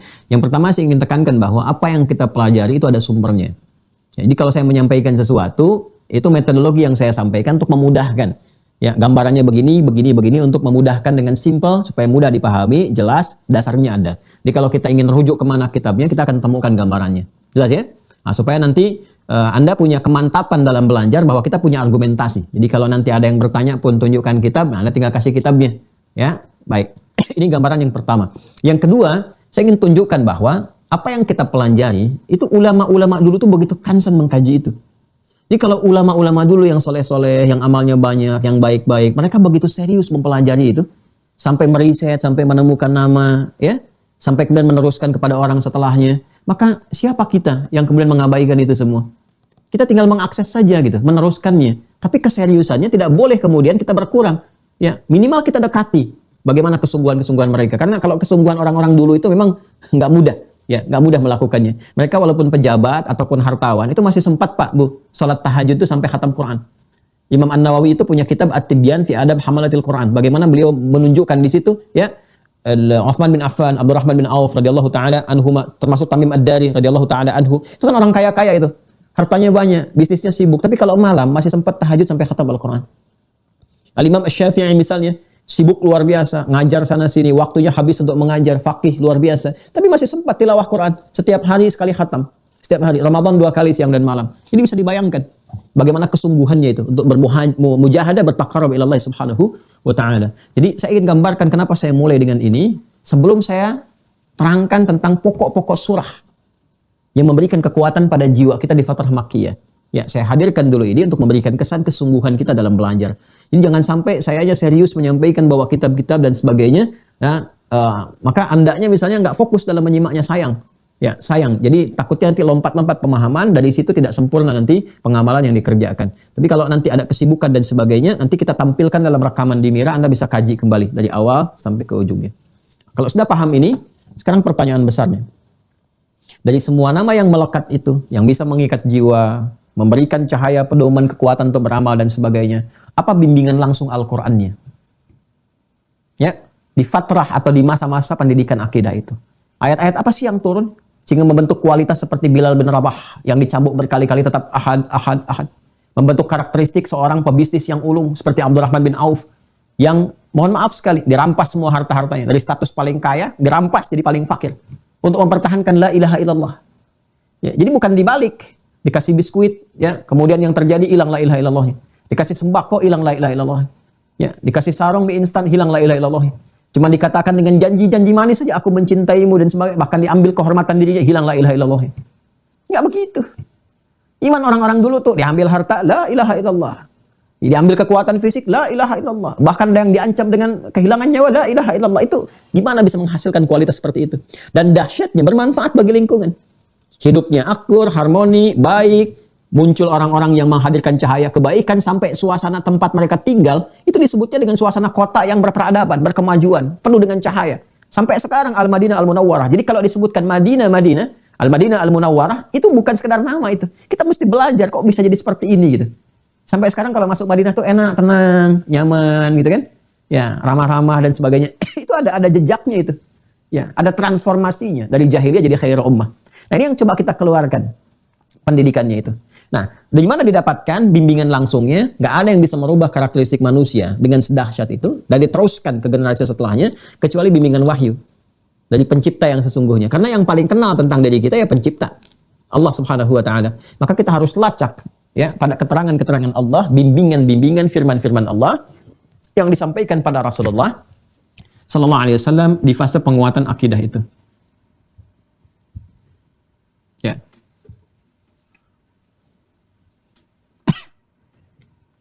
Wahyu diturunkan oleh Allah Subhanahu wa taala, kan? Oleh malaikat Jibril. Umumnya seperti ini, alaihi salam, pada Rasulullah Muhammad sallallahu alaihi wasallam, kan? Dan bentuknya apa? Bentuknya Al-Qur'an. Firman Allah berupa Al-Qur'an. Ya, diturunkan di bulan Ramadan. Di Quran surah ke-2 Al-Baqarah ayat 185. Syahrul Ramadan alladzi unzila fihi al-Quran. Di bulan Ramadan itu diturunkan Al-Quran. Ini insya Allah sudah detail, sudah hatam kita selesaikan di simpul kitab itu. Saya jelaskan apa yang disebut dengan Al-Quran, disebut dengan kitab, ya nama-namanya dan sebagainya sudah saya terangkan dengan jelas. Jadi ini hanya menguatkan saja. Kan? Kenapa saya turunkan ayat yang ini, ya kan? Sedangkan juga banyak ayat yang lainnya, karena nanti dalam terusan ayatnya Allah menjelaskan hudal linnas. Hudal linnas. Di dalam Al-Quran ini isinya pedoman berkehidupan bagi semua manusia. Ya, linnas untuk manusia. Pedoman berkehidupan untuk semua manusia. Disebut manusia, masih ingat awal pertama kali kita belajar, kenapa kita mesti beragama, itu kan? Esensi beragama itu. Disebut manusia karena punya 3 bagian anatominya. Itu kan? Fisik, rohnya, akal. Karena itu di dalam Al-Quran ada pedoman-pedoman menuntun bagaimana kebutuhan fisik kita terpenuhi. Apa kebutuhannya, apa nutrisinya, apa yang harus dikerjakan, apa yang harus dihindari. Kebutuhan fisik. Detailnya nanti diterangkan oleh Rasulullah SAW lewat hadis. Deskripsinya diterangkan lewat hadis. Dipraktekkan oleh Nabi, diberikan contoh kepada kita, diikuti oleh kita. Jejak Nabi yang mempraktekkan ini, firman Allah, diterangkan oleh beliau, dipraktekkan oleh beliau, dan kita mengikutinya disebut sunnah namanya. Ya. Makanya tentang makan aja ada sunnahnya. Bangun tidur secara fisikal aja ada sunnahnya. Bagaimana cara bangun, cara berpakaian, cara makan, cara berjalan, ya, cara bertutur, fisikal. Akal juga demikian. Ini. Ya. Ayat-ayat turun untuk menstimulus akal supaya berfungsi dengan kuat, nalarnya kuat, sehat, logikanya tajam dan sebagainya. Maka muncul bimbingan, ini konsepsinya tafakkur. Apa artinya tafakkur? Ada lagi definisinya. Ini tadabbur, apa artinya tadabbur? Ada lagi definisinya. Ini tadzakur, tafakkur, tadabbur, tanadzur, ya tanawwur, kemudian tadzakur, ada semua. Bimbingan tentang riset, merenungkan, berkontemplasi, ya, bagaimana kemudian merencanakan sesuatu dengan serius. Risetnya bagaimana melakukan hipotesa dan ada sebenarnya di Quran tuh. Bahkan riset yang terkait di langit, di bumi, ya, terkait dengan aspek benda-benda langit misalnya, nanti ada astronomi. Kemudian di bumi ada daratan, ada lautan, sampai hewan-hewan. Afala yanzuruna ilal ibili kaifa khuliqat, diberikan contoh, sampai ke tumbuhan-tumbuhan, sampai cuaca itu ada, sampai kulit, pigmen kulit ada. Ya, kalau kita ke surah Ar-Rum itu, di ayat 22 kan? Ya, wa min ayatihi, dan di antara tanda-tanda kebesaran Allah Subhanahu wa taala, apa di antaranya? Ikhtilafu alsinatikum wa alwanikum, ya, ragam bahasa kalian yang berbeda-beda itu. Pengaruh lingkungan kepada lisan, itu bisa diriset menghasilkan bahasa. Setiap negara bahasanya bisa beda. Bahkan menariknya satu negara bisa beda-beda. Di Indonesia ini ada berapa bahasa dialeknya? Bahasa daerahnya. Itu bisa diriset. Ya, itu kemana tuh? Dari mana sumber suaranya? Dari tubuh kita. Diteliti itu. Makanya di bahasa Arab itu ada makharijul huruf. Berdasarkan tarikan nafas, itu ada tempat hurufnya. Itu kalau bisa mampu belajar itu, dipakai bahasa apapun bisa mudah. Karena risetnya, ya, kalau bahasa Indonesia, di mana umumnya nih? Mana yang paling optimal? Ya, mana yang paling dominan di antara bagian makharijul huruf itu? Oh, keluarnya banyaknya dari sini. Dipelajari, keluar cepat itu. Kalau Cina bagaimana, Inggris bagaimana, Arab bagaimana. Itu kalau kita mampu mengetahui makharijul huruf, sifat huruf, itu mudah kemudian untuk diteruskan. Ini riset. Pigmen kulit wa alwanikum. Kesesuaian dengan cuaca. Dari sini muncul riset tentang cuaca. Semua ada. Ini asalnya dari sini. Dan puncaknya ini roh. Ya, kebutuhan roh ada di sini semua di Quran. Apa yang dibutuhkan, ya, apa untuk menguatkan roh bagaimana, ya, nutrisinya seperti apa. Nah, nutrisi ini yang kita jelaskan dari awal itu, nutrisinya kalau ini secara fisikal, ya kan, makanan-makanan fisik, ya, nutrisinya karbohidrat, protein, macam-macam dan sebagainya untuk menghidupkannya, termasuk olahraga. Kalau ini nutrisinya ilmu, pengetahuan, ini nutrisinya ad-din. Agama. Makanya fitrah manusia itu beragama. Ini yang saya sampaikan di awal kan, masih ingat ya? Ya kan? Nah, kenapa kita memilih Islam sebagai ad-din? Nanti ada penjelasannya lagi, silahkan rujuk ke video awal. Ya? Islam yang paling jelas menerangkan konsep beragama. Dari sisi ketuhanannya jelas, tidak rumit, nggak susah memahami, nggak banyak polemik dan seterusnya. Dari sisi ibadah jelas, diterangkan dari awal sampai akhir, termasuk maknanya, hikmahnya, dampaknya, feedbacknya. Ya, sampai ke muamalah, jelas tuntunan dari bangun tidur sampai tidur lagi, petunjuk jelas. Dan semua informasi tersambung, ya, kepada satu sosok utamanya, Nabi Muhammad SAW. Dan dari Nabi Muhammad langsung sanadnya ke Allah Subhanahu wa taala, sumbernya. Di mana ada tuntunan kepada kita mengajarkan yang semua ajarannya tersambung kepada satu sosok yang sama. Ya, kepada Rasulnya, dan langsung mendapatkan petunjuknya langsung dari Rabbnya. Oke, kalau kita kerjakan terpenuhi semua aspeknya. Nah, pokok dari sini ad-dinnya itulah akidah. Asasnya. Ya, pokoknya. Nah, jadi kalau ada misi kerasulan datang mengajarkan pertama kali tentang tuntunan ad-din dalam berkehidupan yang mencakup kebutuhan ini semua, ya, maka logika kan mengatakan pasti diberikan yang pokok dulu kan? Ya, di mana-mana kalau ingin memberikan sesuatu pasti yang pokok, setelah itu baru yang cabang, kan? Ya, makanya sholat yang pokok dulu dalam ibadah kan, harta yang pokok dulu, zakat, baru cabangnya kan, yang lain-lainnya. Ya, kita kalau akan belajar juga diterangkan yang pokok-pokoknya dulu kan, dari SD, ya kan, ke SMP dan seterusnya, baru dicabangkan di perkuliahan dan seterusnya, detailnya disampaikan, prakteknya, ya kan? Baru dapat ijazah, kebolehan untuk mengamalkan apa yang telah dipelajari itu. Ya, ini pun disampaikan yang pokoknya dulu. Maka bimbingan pertama Nabi Muhammad SAW menyampaikan risalah tentang ad-din itu mengajarkan yang pokok-pokok. Karena pokok ad-din itu terkait dengan akidah. Karena itu masa awal kerasulan, awal dakwah, itu pun yang akan disampaikan adalah penguatan tentang pokok-pokok agama. Ini akidah dulu. Ya, fitrahnya seperti itu. Nah, kapan Nabi menyampaikan awal mula risalah dakwah itu? Ketika diangkat jadi Rasul. Di mana diangkat jadi Nabi dan Rasul? Di Mekah. Fasenya masih Mekah. Ya. Pelan-pelan. Jadi kalau kita ingin menggali semua tuntunan-tuntunan terkait pokok ini, maka kita harus merujuk kepada fase-fase awal dakwah yang berlangsung di Mekah. Ya kan? Mengaitkan sesuatu dengan tempat ataupun keadaan dan menunjuk kepada sifat-sifat atau ajarannya, maka tambahkan nisbah. Nisbah untuk menisbatkan sesuatu kepada sesuatu yang lain, kepada tempat atau kepada ajaran tertentu. Tambahkan huruf ya. Ya, ya kan? Kalau ada tak marbutah di ujungnya maka sebelum taknya. Kalau nggak ada tak marbutah maka langsung di ujungnya. Ya, Indonesia negaranya dinisbatkan kepada Indonesia, orang Indonesia mengikuti hukumnya, taat pada ketentuannya, Indonesia. Amerika itu negaranya, Amriki orang Amerika. Dan Malaysia negaranya, Malaysia orang Malaysia. Bukhara itu kabupatennya. Ya, Imam Al-Bukhari itu dari Kabupaten Bukhara. Kan namanya Muhammad bin Ismail bin Ibrahim bin Al-Mughirah bin Al-Bardizbah di kecamatannya Ju'fah, kabupatennya Bukhara, provinsinya Khorasan, negaranya sekarang Uzbekistan. Kan makanya Al-Bukhari. Nah, ini sudah ada Makkah nih, Makkah. Ya, sudah ada tak karena ada tak marbutah di ujungnya, tinggal tambahkan ya nisbah di sini. Sebelum tak ada ya di sini. Ya, maka disebutlah dengan Makkiyah. Makkiyah. Ya, segala yang terkait dengan Makkah, aspek awal dakwah. Nah, maka yang perlu kita kaji adalah apa yang Allah turunkan nih kepada Nabi Muhammad di fase Makkah ini. Ya kan? Karena terkait dengan Al-Quran, pasti semuanya Al-Quran. Kan wahyu itu Al-Quran turunnya, Al-Quran. Yang langsung dari Allah, ya, lafadznya, maknanya, melalui malaikat, itu Al-Quran. Kalau diilhamkan maknanya, dijelaskan, ya, pengertian-pengertiannya, tapi maknanya dari Allah diberikan, bimbingannya berupa wahyu, lafadznya Nabi terangkan, detailnya. Ya, dari bahasa beliau, itu hadis namanya. Ya, semuanya mengacu kepada tuntunan wahyu. Wa ma yantiqu 'anil hawa in huwa illa wahyu yuha di surah An-Najm itu. Nah, maka yang harus kita keluarkan adalah surah-surah apa nih? Ayat-ayat apa yang turun? Ya, dari Al-Quran ini, di fase Makkiyah. Yang dengan itu kita bisa mengetahui, oh ini rupanya ajaran pokok di akidah ini. Yang melahirkan kualitas keyakinan seperti Bilal bin Rabah, Abdurrahman bin Auf, sahabat-sahabat mulia yang lainnya. Ya, Hamzah bin Abdul Muttalib, ya radhiyallahu ta'ala anhum jami'an, yang hebat-hebat itu. Ammar bin Yasir, ibunya yang bahkan saat mengandung dieksekusi, tembus pedangnya sampai ke janinnya dan sebagainya, hanya mempertahankan la ilaha illallah. Ya kan? La ilaha illallah. Ini yang harus kita keluarkan.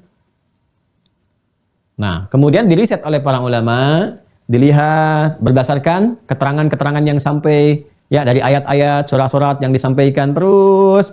Wah, kita itu lengkap sekali, Masya Allah. Ya, saat Nabi di Mekah, apa saja ayat-ayat yang turun, surah apa saja. Bisa dilacak, diketahui, dan itu valid. Valid. Ya, silahkan Anda gali ya. Anda bandingkan, ini untuk menguatkan keyakinan kita saja di Islam ya. Anda silahkan komparasikan, cari. Di kitab-kitab yang disucikan, jadi keyakinan-keyakinan tertentu. Bisa dicek nggak? Kapan kitab itu ada? Kapan dibuatnya? Siapa yang buat? Siapa yang nulis? Benar-benar wahyu atau bukan? Kalau kita jelas, kalau keterangan catatan, itu bukan wahyu. Ya, keterangan atas kitab, catatan itu tafsir nanti. Ada terjemah, ada tafsir. Dan itu cara berinteraksinya nggak seperti Qur'annya. Kalau Qur'annya mutlak, ya kebenarannya. Ya tafsir penjelasan berdasarkan keterangan-keterangan nanti yang didapatkan. Itu pun di kualifikasinya dicek kembali. Ya kalau keterangannya benar, digali lagi. Ada ilmunya lagi nanti. Ilmu tafsir, cek dulu benar nggak penafsirannya. Ya, kalau sesuai dengan dalilnya, terima, sahih. Kalau enggak, tinggalkan, jauhi. Jadi kita sampai ke situ tuh. Ini bisa dilacak. Nanti setelah Nabi kemudian hijrah ke Yathrib, ke sini arahnya, kan? Hijrah ke Yathrib yang kelak di Al-Madinah, Al-Munawwarah, kan? Pindah ke sini, sudah fasenya sudah berbeda, keadaannya tidak sama dengan yang di sini, maka turun juga kan? Ayat-ayat itu sampai nabinya wafat kan, sampai berakhir nanti baru selesai. Turun di sini. Nah, nanti fase yang di sini disebut dengan Madaniyah namanya. Ya, setelah Nabi hijrah disebut dengan Madaniyah. Nah, sekarang yang pokok yang kita pelajari yang ini. Sampai Nabi meninggal, selesai Rasulullah SAW, baik yang di Makkiyah ataupun Madaniyah, Itu turun sampai sekarang masih valid, masih nyata. Dan nggak ada yang berubah sedikit pun. 114 surah, 30 juz Al-Quran. 114 surah,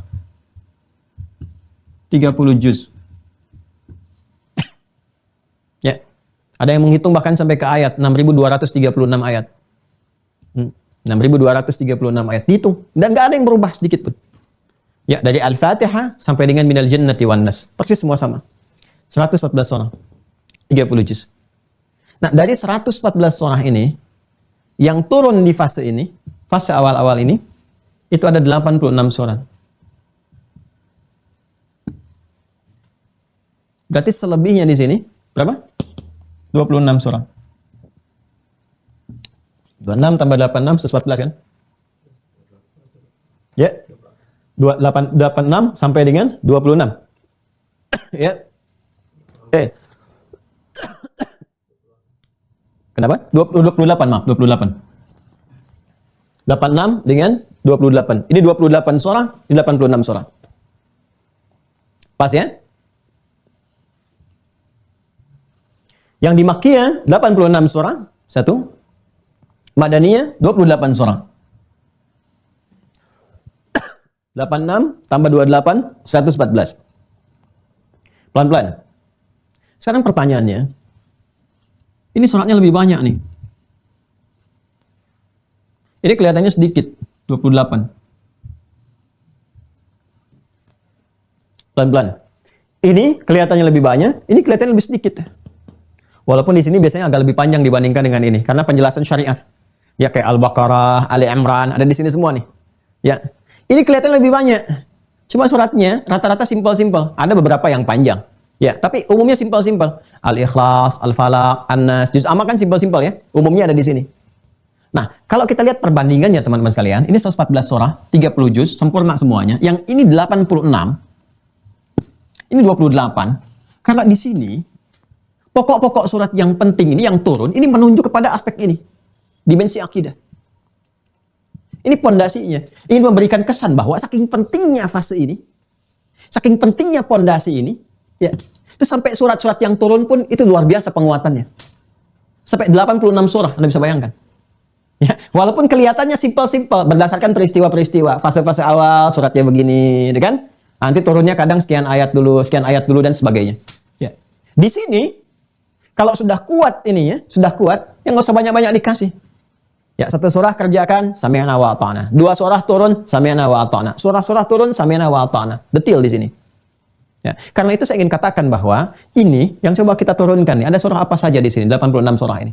Berdasarkan urutan-urutannya saat diturunkan. Nanti saat semuanya telah selesai, kurang lebih selama 23 tahun, menyatu menjadi satu, inilah sesuatu yang sangat indah. Muncul lagi kemukjizatan yang sangat luar biasa pada Al-Quran. Maka diurutkan berdasarkan petunjuk ya dari Allah Subhanahu wa taala lewat malaikat Jibril dengan tauqif itu yang saat saya jawab pertanyaan dari salah satu jamaah ya. Maka urutan yang diturunkan ini dari fase Mekah, kemudian fase Madinah, setelah selesai tuntas semuanya turun, maka diminta oleh malaikat kepada Rasulullah SAW urutkan ya kesemuanya itu dari mulai Al-Fatihah sampai dengan An-Nas. Dan urutan inilah yang sampai kepada kita sekarang dan menjaga keutuhan Al-Quran. Validitasnya, keutuhannya, dan Masya Allah ternyata dengan urutan ini yang tadinya turun berdasarkan kebutuhan, ya, ada peristiwa ini turun ini, ada peristiwa ini turun ini, ya, sebabnya ini turun ini, sebab jamannya asbab, turun disebut nuzul, maka muncul asbabun nuzul, ya, karena ada kejadian begini, turun surah, ada kejadian begini, turun ayat. Yang paling menarik ketika disusun ayatnya dari Al-Fatihah sampai dengan An-Nas, maka ini jadi pedoman utuh bagi semua manusia. Yang tadinya turun satu, karena kasus ini, nggak ada kasus pun, bimbingan turun, gitu kan? Ya, berdasarkan nuzulnya. Jadi begitu disatukan semuanya, disusun seperti ini, maka urutan itu sempurna untuk semua makhluk di setiap masa. Ini dahsyatnya Al-Quran. Makanya kenapa yang kita baca sekarang berdasarkan urutan tauqifi, yang dihafalkan, ya, yang dihafalkan, dibaca, ditelaah berdasar urutan ini, bukan mengacu kepada asbabun nuzul, karena ternyata di antara rahasianya dengan susunan seperti ini, Masya Allah kita temukan, berlakulah pedoman umum bagi setiap masa. Yang tadinya satu-satu turun di setiap kejadian-kejadian, begitu diurutkan ke sini, sempurna, lengkap, dan berlaku bagi semua umat, semua generasi. Dan dengan susunan ini terjaga sempurna, ketahuan satu bergeser hurufnya, ketahuan ada yang salah. Jadi kalau Anda ngaji Quran dengan standar misalnya, yang 15 baris pun atau yang 18 baris pun, geser satu kalimat, satu ayat saja, Anda tahu, oh ini ada yang salah ini. Dengan susunan seperti ini. Ya, mukjizat yang terakhir apa? Ya, dengan hafalan. Dengan susunan seperti ini, Masya Allah, hafalan tuh begitu cepat, mudah. Al-Fatihah sampai dengan An-Nas. Anda mau mulai dari juz 30 dulu, bisa dimudahkan. Tersusun rapi. Ya. Anda mulai dari depan, dimudahkan. Ya, jadi ada mukjizat terkait dengan hafalan, mukjizat terkait dengan bacaan, mukjizat terkait dengan ini penelaahan, ya, dan mukjizat yang paling tinggi adalah terkait dengan penjagaan. Inna nahnu nazzalna dzikra wa inna lahu lahafizun. Itu yang Quran surah ke-15 Al-Hijr di ayat ke-9 itu. Nah, sekarang kita keluarkan ini beberapa dulu berdasarkan urutan turunnya dulu ya, supaya jadi panduan. Yang pertama turun masih ingat surah apa? Al-Alaq, betul ya, Quran surah 96. Al-Alaq. Ya. Fase pertama turunnya 5 ayat dulu ya, 1 sampai 5. Pelan-pelan tuh. Kita sampai temukan ke Al-Fatihah dulu ya. Sampai ke Al-Fatihah kita urutkan. 2. Jangan khawatir, saya sudah ada tabelnya. Sampai 86 ini saya ada tabelnya. Nanti teman-teman tinggal sekarang catat dulu sampai 5. Selanjutnya nanti insya Allah akan di-upload ya. Di-upload nanti diturunkan. Setelah ini turun apa? Al-Qalam. Quran surah ke-68. Yang di urutan mushaf ya. Kalau saya tunjukkan ini urutan mushaf. Surah Al-Qalam.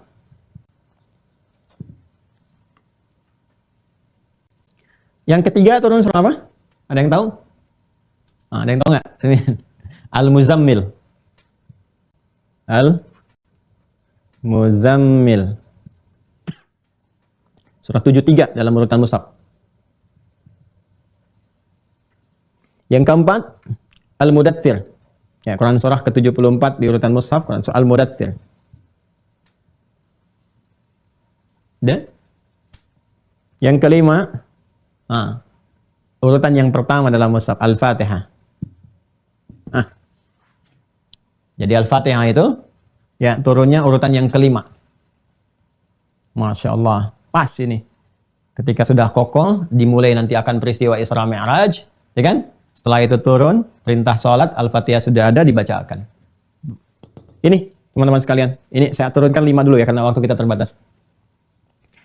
Al-Alaq, kemudian Al-Qalam, Al-Muzammil, Al-Mudaththir, Al-Fatihah. Ini yang pokok. Nanti begitu, dari sini nih pembuka gerbang ini. Saya kotaki yang keempat nih, Al-Mudaththir. Pembuka gerbangnya ini. Sekarang ini saya pindah ya. Pindah ke sini ke bawah. Al-Alaq. Dah. Al-Qalam. Al-Muzammil. Al-Mudaththir. Al-Fatihah. Saya kotaki yang keempat ini. Ini batasnya. Sudah? Yang 3 saya berikan begini. Awas, ini penting sekali ya. Tolong fokus baik-baik. Yang 3 saya berikan tanda begini. Udah ya? Baik. Di atas Al-Alaq saya beri jeda begini. Perhatikan baik-baik. Nah. Sudah? Baik. Sekarang fokus ya. Saya akan terangkan cukup mendetil insya Allah. Nanti referensinya juga cukup kuat. Baik dari hadis-hadis, ya apalagi surah yang kita sudah turunkan. Ini saya kotaki pertama Al-Alaq, teman-teman sekalian, begini. Lalu saya tarik garis di sini ke sini. Ini diturunkan oleh Allah Subhanahu wa taala dan sepakat semua sejarawan, buktinya sampai sekarang masih ada, tempatnya masih ada, itu di Gua Hira, Ghar Hira. Ya, Gua Hira. Ghar, ini ghar. Jadi ada kahfun, ada gharun, itu berbeda. Kalau gharun, gua, tapi tempat di dalamnya itu nggak terlalu luas. Ya, saya nggak pandai menggambar sesuatu. Nggak terlalu luas. Mungkin cukup 1-2 orang lah. 1 atau 2 orang di dalamnya. Tapi kalau kahfun, itu gua, dalamnya cukup luas. Ya, jadi bisa masuk di dalamnya 5, 6, 7, dan seterusnya. Itu kahfun namanya. Ya, makanya ada surah ke-18, surah Al-Kahfi. Kenapa disebutnya Al-Kahfi? Karena ada para pemuda. Innahum fityatun amanu bi rabbihim wazidnahum huda. Jadi ada para pemuda yang masuk ke sini dan jumlahnya lebih daripada 2. Ya kan? Ada yang mengatakan 5 dengan anjingnya 6, ada yang mengatakan 7 dengan anjingnya 8 dan sebagainya. Ya kan? Allah yang Maha mengetahui bilangannya. dan mereka tinggal di dalamnya. Tapi sepakat disebut dengan kahfun karena banyak pemudanya yang ada di situ. Ada beberapa. Ini ghar dinamakan dengan ghar karena tempatnya cukup untuk ya 1-2 orang saja. Ya, untuk bisa masuk di dalamnya bertahandus. Nah, ini guanya Gua Hira. Posisinya sekarang masih bisa dilacak di Bukit Cahaya, namanya Jabal Nur. Jabal Nur. Tempatnya di Mekah. Ya, nggak terlalu jauh dari Masjidil Haram. Nggak terlalu jauh. Ya, kalau kita pakai kendaraan tuh nggak sampai 5 menit sampailah, ya. Kurang lebih 5 sampai 6 kiloan lah ke situ. Ya, ini Gua Hira. Tingginya sekitar 700 meter, jadi saya pernah naik ke atas. Pernah naik. Naik ke atasnya, jadi kalau kita naik ini, ke atas ke Bukit Cahaya ini, Jabal Nur, naik dulu sampai ke puncak, begini nih teman-teman sekalian. Nanti turun ke bawah agak sedikit, ke sini. Turun ke bawah agak sedikit, kalau kita dari sini, nih, naik sini, puncak, masuk, ada yang lewat sini, masuk, celah-celah di sini, ada yang bisa ke atas, turun di sini. Nanti turun, ada batu yang susunannya, ini menghadapnya begini, kayak teropong begini. Nah, di sini nih, Gua Hiranya di sini. Jadi bukan pas puncak di atas, ada di sebelah sini. Nah, ini menariknya gini, susunan batu-batu ini yang ada di sini, itu menyisakan celah di sini nih. Celah, ini kayak teropong gitu ngelihat di ujungnya ini. Ini menghadapnya semua ke arah Ka'bah. Ya, saya pernah coba melihat kenapa sih nggak di Gua Thur itu kan? Kenapa di guanya Gua Hira di Bukit Cahaya itu? Karena ternyata dari sini kalau kita naik ke sini aja, apalagi ke atas ke sini, itu bisa mengamati langsung ke arah yang ada di seputaran Ka'bah. Jadi dari situ jam besar, Grand Zamzam itu kelihatan dari sini. Dan saya sempat menghitung ada berapa jumlah bukit. Nanti kalau kita coba main gitu ya, nanti saya tunjukkan tuh. Itu minimal setidaknya ada 5 bukit tuh. Dari arah Ka'bah itu, ya biwadin ghairi dzi zar'in inda baitikal muharram di Jabal Qubais itu ya, Jabal Qubais. Kan ada bukit tuh yang sekarang di Istana Raja. Ya itu namanya Jabal Qubais namanya. Ya Nabi nggak bertahandus di situ. Ya nggak kontemplasi di situ, nggak ibadah di situ, ya. Tapi beliau itu perginya ke Jabal Nur, ke Bukit Cahaya ke sini. Baik, ini sangat menarik. Jadi dari sini Jabal Nur sampai dengan ke arah Jabal Qubais, ke arah Ka'bah itu kurang lebih ada 5 bukit lagi. 1, 2, 3, 4, 5 gitu. Kelihatan sekali. Jadi saya membayangkan Masya Allah bagaimana kuatnya fisik beliau. Rasulullah SAW ya berjalan kaki. Jangan diilustrasikan sekarang ya. Kalau kita mau imajinasikan itu dihadirkan, divisualisasikan. Gambarannya itu Masya Allah masa lalu. Bagaimana dengan ya badainya, bukitnya, terjalnya, macam-macamnya. Sekarang aja kalau naik ke sini kadang-kadang ada binatang-binatang seperti kera dan sebagainya, ya kan? Kalau Anda bawa tas suka narik-narik, kalau nggak dikasih makan suka ngejar-ngejar ini. Ya tantangannya nggak mudah. Jadi untuk mendekat kepada Allah itu, nah itu hikmahnya. Tantangan nggak mudah. Kadang masih naik bukit, turun bukit. Ya ada bukit ujian, ada celaan, ada kadang-kadang ujiannya badai. Ya tiba-tiba harta berkurang. Kok bisa mau ke masjid, mau tobat, pulang-pulang sendal hilang, motor hilang dan sebagainya. Kadang ada situasi seperti itu. Tapi kalau kita belajar sirah ini dengan baik, wah itu luar biasa deh. Indah sekali, nggak ada kecuali fabi ayyi ala'i rabbikum tukadziban. Nah ini, berapa usia Nabi ketika diturunkan wahyu di sini pertama kali? Usianya 40 tahun. Pelan-pelan ya. Jadi usia 40 tahun, beliau kemudian bertahanus istilahnya, berkontemplasi, tahanus. Menyendiri. Ya, tahanus. Tahannas. Ini menyendiri, berkontemplasi, merenungkan berbagai hal. Kenapa ini dilakukan? Nah ini pertanyaannya. Karena kurang lebih, ini yang saya kasih tanda di sini nih. Kurang lebih 6 bulan sebelum beliau memutuskan untuk menyendiri merenung ini, ya, merenung berkontemplasi, kan ada kalanya kita kalau ada sesuatu yang terjadi, saya ingin menyendiri dulu, ya. Ada sesuatu terjadi, kita banyak mengalami ini, itu saya ingin menyendiri dulu deh, ingin relax dulu, gitu kan? Ya, kadang-kadang ada yang liburan, ada yang pergi kemana dan sebagainya. Ini Nabi mengalami satu situasi kurang lebih 6 bulan. Beliau bermimpi, mimpinya nggak seperti biasa. Ru'ya shadiqah. Ya, kayak ada mimpi yang mengarahkan, ada mimpi memberikan arahan-arahan, mimpi ini, mimpi itu. Ini ru'ya shadiqah, ru'ya shadiqah. Ar-ru'ya as-shadiqah. Ya. Makanya para nabi itu bab kenabiannya rata-rata dimulai dengan mimpi. Nabi Yusuf kan dimulai dengan mimpi. Ya kan? Ya, Nabi Ibrahim kan mimpi. Bagaimana menyembelih anak dan sebagainya. Ya, yang diganti jadi kibas itu. Ya, Nabi Yusuf bermimpi. Nabi siapa lagi? Nabi Ibrahim juga bermimpi. Para nabi dimulai seperti itu. Ya sadaqah. Makanya di kita itu ada bab mimpi. Bab mimpi pun ada babnya sendiri. Nabi Muhammad juga demikian. Ya, menghadirkan fitrah kenabian. Diberikan pendahuluan lewat ini. Maka beliau renungkan. Ya, dengan keadaan seperti itu sambil melihat kaumnya. Di satu sisi diberikan gambaran, perilaku-perilaku yang nggak baik tuh begini. Terus ada petunjuk-petunjuk ya. Mimpi, melihat ini, melihat itu dan sebagainya. Nanti di pembuka Al-Bukhari itu kita temukan dalam hadis-hadis sahih. Ya, Sayyidah Aisyah mengatakan awal pertama pendahuluan menjelang wahyu itu ar-ru'ya shadiqah, mimpi yang benar. Dari mimpi itu kemudian ya diskusikan dengan istri tercintanya Sayyidah Khadijah dan sebagainya sampai beliau memutuskan untuk merenungkan apa korelasinya nih dengan keadaan masyarakat yang begini. Kok kelihatannya nggak bagus-bagus, yang mabuk, yang zina, yang macam-macam, ya kan? Sementara ada satu gambaran petunjuk-petunjuk dalam mimpi beliau seperti Nabi Yusuf bermimpi dikonsultasikan ya kepada ayahandanya, Nabi Ibrahim bermimpi didiskusikan dengan anaknya dan sebagainya. Maka beliau putuskan coba saya ingin merenung dulu, kontemplasi dulu. Ya, merenungkan tentang umatnya ini, tentang masyarakatnya, kejadian-kejadian dan sebagainya. Sampai yang paling menarik ketika bertahandus di Gua Hira ini, maka turunlah apa yang Allah kehendaki. Dimulailah kemudian fase pertama kenabiannya. Ini dalam usia 40 tahun. Jadi mengalami fase ini dulu, diberikan bimbingan secara bertahap. Setelah itu kemudian mendapatkan bimbingan langsung wahyu, turun malaikat Jibril. Ya. Dalam rupa menyamar sebagai manusia, ya kan? Kemudian setelah itu menyampaikanlah ini 5 ayat pertama di surah Al-Alaq. Ini pengantar peristiwanya. Ya. Nah, 5 ayat inilah teman-teman sekalian, ini pembuka awal penguat dari pondasi keimanan kita. Ini dasarnya. Karena itu kenapa saya urutkan dengan detail pelan-pelan untuk menyambungkan. Perhatikan baik-baik, lihat ayatnya. Iqra bismi rabbikal ladzi khalaq. Saya teruskan ke sini. Iqra. Ini ketika disampaikan ayatnya, ini baru kata Iqra dulu. Lihat kalimatnya, Iqra. Ini Iqra dari qara'a. Nah.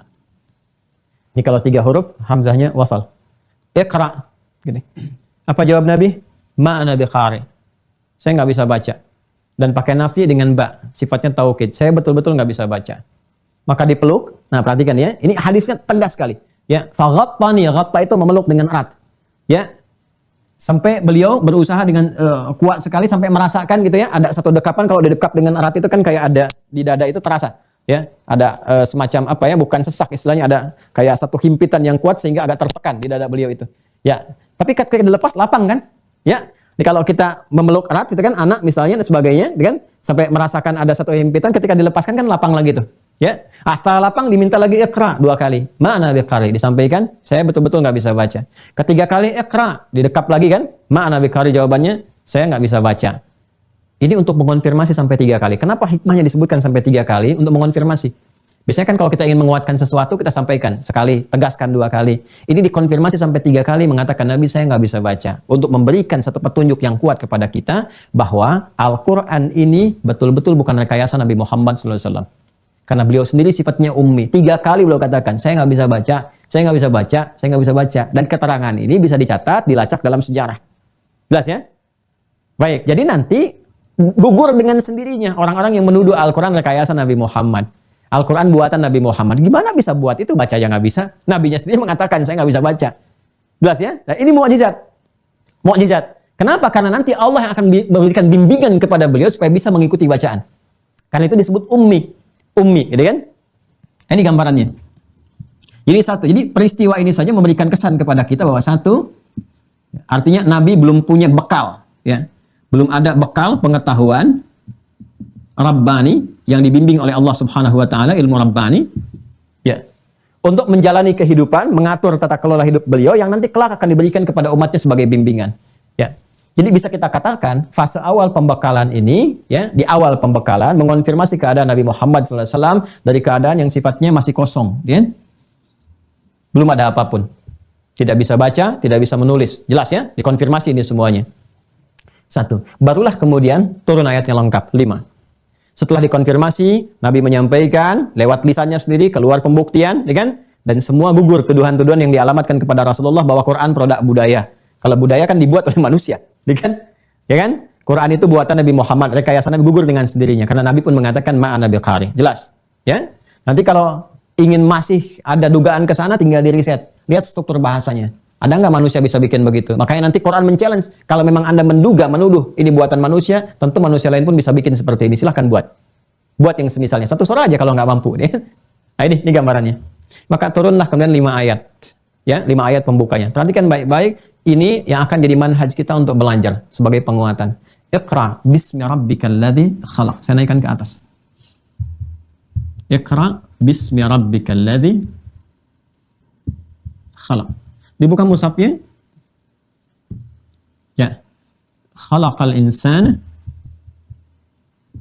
min 'alaq. Iqra wa rabbukal akram. Alladhi 'allama bil qalam. 'Allamal insana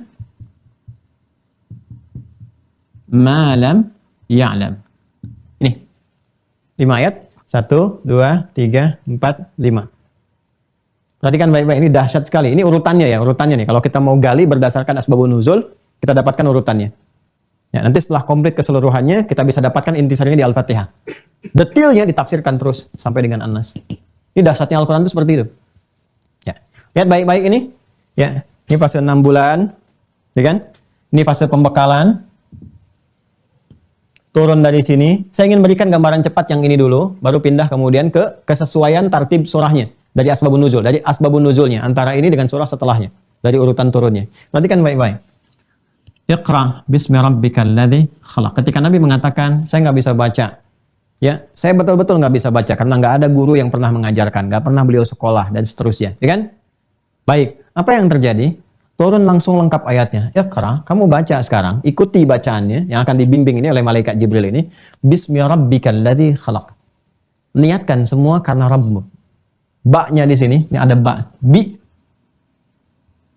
Ba-nya sababiyah. Sekaligus menunjuk kepada ghayah. Masih ingat saya terangkan dulu tentang ba. Ba ini selalu terbawa gitu ya. Ba sababiyah menunjuk kepada sebab, tujuan. Ghayah tujuan. Ya, jadi malaikat kemudian memberikan gambaran kepada Rasulullah. Perhatikan ini sangat penting sekali citranya. Iqra, kamu sekarang baca, kata malaikat, baca, ikuti bacaannya. Bi dengan sebab. Tujuannya bismi rabbika. Ya, karena keagungan Rabbmu. Ya, Rabb itu kan ada makna rububiyah yang merawat, memperhatikan, memberikan kebutuhan, mencukupkan, ya kan? Menyehatkan, menyembuhkan, memberikan ilmu dan sebagainya. Ini dengan keagungan Rabbmu. Karena ismun itu dari kata sumu. Ya, sumu. Ismun itu dari kata sumuwun, bukan sumuhun, sumuwun. Ya, sumuwun artinya tinggi, agung. Ya, sama dari situ turunannya ada sama, turunan dari ini dari fasihnya ada sama, langit. Kenapa sama disebut sama? Karena tinggi. Ya, sesuatu yang tinggi, agung, sumuwun. Nama kenapa disebut dengan ismun? Karena dengan nama itu ditinggikan. Ya, makanya berikan nama yang baik-baik. Kata Nabi, berikan nama yang baik-baik, dengan nama itu dihormati. Jangan sampai berikan nama-nama yang melahirkan tertawaan bagi orang lain. Nama-nama yang merendahkan. Kalaupun Anda misalnya senang dengan lawakan A, lawakan B, dan sebagainya, yang menjadikan baru dengar aja udah tertawa, ya karena Anda misalnya ya kagum dengan itu, nama anaknya diberikan dengan nama itu. Dan dia nggak tahu, akhirnya ketika lahir jadi bahan tertawaan misalnya. Nah, ini kasihan. Ya, jadi berikan nama yang terhormat, yang mengangkat derajat dia tinggi. Dan yang tertinggi itu dimiliki oleh Allah Subhanahu wa taala, lebih daripada segalanya. Makanya jamak dari kata ismun, jamaknya itu asma. Yang tertinggi, yang terbaik, yang paling bagus husna. Maka namanya melekat kepada Allah al-asmaul husna. Walillahil asmaul husna. Fad'uhu biha. Ya kan? Jelas ya? Ini sumun. Baca dengan ketinggian Rabbmu. Ikuti karena petunjuk Allah. Karena Allah Rabbmu. Alladzi khalaq, yang mencipta. Jadi mencipta aja begitu mudah bagi Allah. Apalagi membuat engkau bisa mengikuti bacaan. Dan dahsyatnya apa? Dahsyatnya, perhatikan baik-baik. Lihat. Cara diksinya aja teman-teman sekalian. Nih, ba-nya nih, bismi. Begini tulisannya. Asalnya kan begini kalau saya pecahkan. Ini dari kajian bahasa ya, kajian filologinya. Ba begini dengan ismun plus. Kalau kita ingin satukan ba dengan ismun, ini ada dua cara. Satu begini, menunjuk asalnya, ba-nya nyambung dengan alifnya begini. Hamzah wasol sebetulnya ini. Ya. Tapi umumnya orang Arab, umumnya biasanya menyatukan ba dengan sin begini, langsung bismi. Karena apa yang dibacakan biasanya itu yang dituliskan. Kalau dalam ilmu arud itu seperti itu, ya kaidahnya. Apalagi yang bisa diwasolkan, disambungkan, ya yang harus dipertahankan, yang bisa disambungkan maka ditakhfif, dihilangkan. Makanya tulisannya bisa begini, bismi. Coba lihat bismillahirrahmanirrahim. Alifnya hilang kan? Bismillahirrahmanirrahim. Awas, ini ilmunya nggak main-main ya, agak mahal sekali ilmunya. Ya, Bismillahirrahmanirrahim. Perhatikan, cepat sekali. Alifnya nggak ada. Tapi di ayat yang pertama turun, ini masih muncul alifnya. Bismi begini. Perhatikan ya. Dan ini hamzah wasal. Kalau menyatu, kalau dipahami alif, nggak bisa. Karena alif itu pasangannya fathah. Pasangannya fathah. Jadi kalau ada huruf misalnya fa, pakai alif begini. Harusnya harokatnya fathah, fa panjang. Seperti ini. Tapi ini kok bisa? Ba kasrah, alifnya masih ada. Atau hamzah wasalnya. Nah, ini yang ingin saya terangkan. Ini dalam sekali. Kenapa dipertahankan? Menunjuk pada kisah yang terjadi pada masa itu. Masih ingat nggak teman-teman sekalian tadi? Nabi berapa kali dipeluk untuk mengatakan? 3 kali kan? Setiap dikatakan baca, saya nggak bisa baca. Baca, saya nggak bisa baca. Menunjukkan kesulitan kan? Ya kan? Nah, dalam kaidah bahasa Arab ada yang berbunyi begini. Ziyadatul mabna tadullu ala ziyadatul ma'na. Bertambahnya satu huruf pada satu bangunan kalimat menunjukkan keluasan maknanya. Fungsi alif kalau melekat pada huruf dan bersambung itu untuk memanjangkan bacaan. Kayak fa pakai alif panjang. Fa, ya kan? Ya, ha pakai alif panjang, ha gini. Sin pendek pakai alif panjang, sa. Nah, panjang ini secara gramatikal itu berpengaruh pada makna. Jadi kalau ada huruf ya dalam kalimat ada alifnya, itu bukan hanya menunjukkan panjang pada bacaan, ke makna pun berpengaruh. Artinya apa yang dikerjakan dengan kata kerja yang ada alifnya itu menunjukkan proses yang tidak mudah, yang panjang, nggak cepat sifatnya. Sesuatu yang berproses, yang panjang, tidak cepat, tidak mudah. Jelas? Nah, sekarang apa yang menarik? Perhatikan baik-baik. Ketika ini ditunjukkan, padahal ini hamzah wasal bisa disambungkan, tapi diputus kayak seakan-akan jadi alif. Ingin memberikan kesan, apa yang kamu rasakan sulit untuk membaca ini? Iqra bismi. Apa yang kamu rasakan sulit, panjang, susah? Karena kamu nggak mengalami proses seperti orang-orang belajar, nggak punya guru, nggak pernah masuk madrasah dan sebagainya, ya? Maka lakukan semua ini karena Allah yang menciptakan kamu aja begitu mudah, apalagi menjadikan kamu bisa mengikuti bacaan. Kalau kamu bisa kerjakan itu, maka ini yang tadinya fathah itu, ba itu, jadi kasrah tuh. Ya. Memang asalnya kasrah, nggak berubah gitu. Ya, tapi kalau kita ngikut kaidah ke awal, kalau ada alif, ya kan? Ya, apalagi di sini hamzah wasal masih nempel, ya kan? Ya harusnya kan dibuang, tapi kenapa masih diadakan? Ingin memberikan kesan bahwa ya, sesuatu yang dikerjakan karena Allah walaupun itu susah, sulit, berproses akan menjadi lebih cepat dan mudah. Karena itu ketika nama Allahnya langsung disebutkan, Allah disebutkan dengan sifat kemurahan hatinya, Rahman dan Rahim, alifnya hilang. Lihat. Bismillahirrahmanirrahim. Inilah rahasianya, kenapa setiap kita beraktivitas yang baik-baik, mesti diawali dengan Bismillahirrahmanirrahim. Selain mendatangkan pahala dari perbuatan kita, itu menjadikan Allah dengan Rahman dan Rahimnya, mempercepat dan mempermudah semua pekerjaan kita. Ya, itu yang Nabi katakan kullu amrin dzibalin la yubda'u fihi bismillahirrahmanirrahim fa huwa abtar. Setiap perbuatan baik yang enggak diawali dilekatkan dengan bismillahirrahmanirrahim di awalnya, maka terputus. Terputus dari pemberian pahala, terputus dari berkah dan terputus dari bimbingan Allah Subhanahu wa taala. Bimbingan itu yang menjadikan mudah. Makanya mau makan bismillahirrahmanirrahim, mau minum bismillahirrahmanirrahim, mau bekerja bismillahirrahmanirrahim. Itu bimbingan datang. Diberikan arah keberkahan sampai pahala diturunkan. Ini poinnya. Jelas ya, ini mahal sekali loh, mahal sekali. Ini dianggapnya seperti biasa, padahal dalam. Makanya pesan kuat dari sini, kalau kita ingin memulai menguatkan akidah, berhijrah, menata diri lebih baik, motivasi yang terbaiknya ini, Bismillahirrahmanirrahim, lakukan karena Allah. Karena yang lain. Itu jangan ada teman hijrah, kita ikut-ikutan, bagus. Tapi motivasi terbaiknya lakukan karena Allah memang menuntut itu. Kalau ada orang ingin belajar, masuk mira, saya pengen juga lah seperti dia, bagus. Tapi arahkan sepenuhnya ini, lillah. Bismillahirrahmanirrahim. Arahkan semua karena Allah. Bukan karena materi, bukan karena ingin dunia, ingin itu, ingin ini. Tapi ketika semua diarahkan kepada Allah, maka Allah jadikan semua yang sulit menjadi mudah dengan izinnya. Walaupun tetap mengalami proses melewati ujian. Jelas? Nah, ini dijelaskan oleh Allah. Iqra bismillahirrahmanirrahim. Khalaqal insana min 'alaq. Ya, kalau kita riset betapa rumitnya itu proses menjadi manusia itu. Ya. Khalaqal insana min 'alaq. Ya, menciptakan manusia yang kelak beraktivitas itu min alaq. Alaq itu jamak dari kata alaqah, zigot yang menempel hasil dari proses perpaduan antara spermatozoa dengan ovum, melahirkan zigot. Ya, itu kan dari perpaduan aja udah kompleks tuh. Ya, kalau diteliti itu kan berapa banyak itu dari sperma-sperma jutaan itu. Ya, yang jadi berproses ketemunya cuma 1 atau kembar 2 atau 3, ya kan? Jadi zigot kemudian itu kan prosesnya luar biasa. Bagi Allah mudah saja.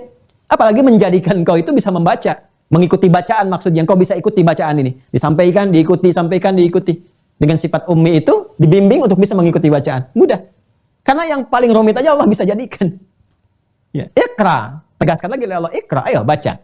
Ya, wa rabbukal akram, Tuhanmu yang paling mulia. Jadi kalau kita muliakan guru karena mengajarkan kita, memuliakan dosen, memuliakan ustadz karena mengajarkan kita katakan nih karim, karomah, mulia, tetap yang paling mulia Allah yang memberikan kepada mereka semua itu wasilah untuk mengajarkan kepada kita. Wa rabbukal akram. Ya, maksudnya apa? Hey, ada orang-orang kepada guru-guru aja begitu luar biasa pengen belajarnya. Anda kalau mendapatkan orang jenius, ustadz bagus, wawasan luas macam-macam, Anda kan korbankan segalanya kan? Waktu Anda investasikan karena pengen belajar. Ya, di kampus ada profesor yang jenius sampai beli tiket hanya untuk ikut seminarnya. Masya Allah. Padahal sifatnya baru karim. Itu pun baru titik lah. Banyak yang lain yang lebih hebat lagi. Kenapa untuk yang seperti itu? Anda sampai beli tiket, sampai keluarkan biaya semesteran, sampai bayar SPP dan sebagainya untuk mendapatkan pengetahuan dari orang-orang yang top itu, yang hebat-hebat. Bahkan sekarang baru masuk ada yang sudah ratusan juta SD loh. Saya kebayang jadi apa lulusan dari situ. Udah ratusan juta. Ya kan? Itu sampai mengeluarkan uang untuk mendapatkan yang level ini. Ini Allah, ini akram. Makanya akidah itu mahal. Nih. Ini mahal ini. Karena balasannya surga. Anak kuliah di kampus-kampus favorit, dapatnya dunia, ditinggalkan, meninggal juga. Masa untuk yang seperti itu Anda investasi? Ya, sampai ke luar negeri, sampai tiket ini, itu, sampai ngejar beasiswa. Ini yang paling mahal, hadiahnya surga. Bukan dunia lagi. Dan diberikan kepada kita oleh yang paling mulia. Zat yang paling mulia. Waram bukal akram. Kenapa enggak kita kejar-kejar itu melebihi dunia yang sering dikejar itu? Makanya saya heran ya. Ya, belajar bahasa Inggris itu Masya Allah itu sampai jutaan pun terus. Ya, tapi untuk belajar bahasa Quran, ya, dikasih gratis pun masih kurang minat. Saya bingung juga kadang-kadang itu. Padahal dipakai tiap hari dalam sholat. Kan? Ya Masya Allah. Terus kalau untuk ngaji yang kursus nih, fisika, matematika ini, sampai bayar jutaan mau, belasan puluhan juta mau. Tapi kalau untuk ngaji, ya diminta ngongkosin guru ngaji aja masih nawar. Padahal itu akhirat itu. Ya, dan yang diajarkan menariknya itu tentang akidah itu. Ayat-ayat yang mahal itu. Ini surat-surat mahal ini. Surat-surat yang ketika didapatkan banyak mempertaruhkan jiwa para sahabat Nabi itu. Persekusi paling minimal, eksekusi tingkat maksimalnya. Ini surat mahal ini. Yang kalau dapat ini berpengaruh kepada jiwa, kesehatan jiwa, kebaikan dan sebagainya. Ini banyak yang ironi. Ya ini yang ya itu kewajarannya sih tetap bisa dipahami karena ada setan. Tapi ironinya kenapa nggak kita lawan? Ya kan? Kewajarannya bisa dipahami karena ada apa? Ada setan. Tapi ironinya kenapa nggak dilawan? Ya, ini mahal sekali. Makanya ulama-ulama dulu kalau ada pengajar itu, ya, Imam Abu Hanifah itu saat anaknya bisa Al-Fatihah diajarkan oleh seorang ustadz, itu dikasih tinggi sekali, ratusan dinar itu diberikan oleh beliau itu. Kalau sekarang 1 dinar itu mungkin 2 juta, 2 juta setengahan lah. Kalau dikasih 100 aja udah berapa tuh? 250 juta ya. Itu Al-Fatihah itu. Saking merasakannya ini. Ya, ini bukan pada nominal tinggi begitu gitu, enggak. Dan ustadznya nggak pernah minta. Nggak pernah. Jadi nggak ada dalam Islam itu mengajar untuk minta sesuatu. Tidak ada. Ya, nggak ada. Cuma Abu Hanifah paham. Dia abdikan hidupnya untuk mengajar, untuk begini, sehingga nggak bisa bekerja seperti yang lain. Dia berikan. Karena Abu Hanifah kan pengusaha juga, pedagang juga, dagang kain dan seterusnya. Saya ingin gambarkan betapa tinggi gitu nilai-nilai ini tuh, yang nggak bisa diukur lewat dunia. Dan beliau pun berkata, kalau saya bisa berikan lebih daripada ini nggak sebanding dengan apa yang telah kau berikan kepada anak saya. Karena memang mahal sifatnya. Ini hikmah pembelajarannya, yang bukan ukuran materi dunianya di sini. Dunia itu, kalau sahabat-sahabat Nabi, saya lihat sirah-sirahnya itu, mereka itu nggak lihat tuh Pak, Bu. Dia sekaya-kayanya orang yang kaya banget dan kebangetan kayanya di masa lalu itu menganggap hartanya itu nggak ada nilai gitu. Ini dikumpulkan tuh hanya untuk ibadah, support ibadah aja. Yang triliunan itu kan banyak sekali. Ya, itu kalau setiap kali sedekah itu bisa triliunan itu. Ya, pernah tercatat tuh kayak Utsman Abdurrahman bin Auf itu sedekahnya itu sampai 2 juta dinar. 2 juta kali 2 juta setengah berapa? Udah 5 triliun ya. Itu yang sedekahnya itu biasa aja. Dan itu bukan prank loh.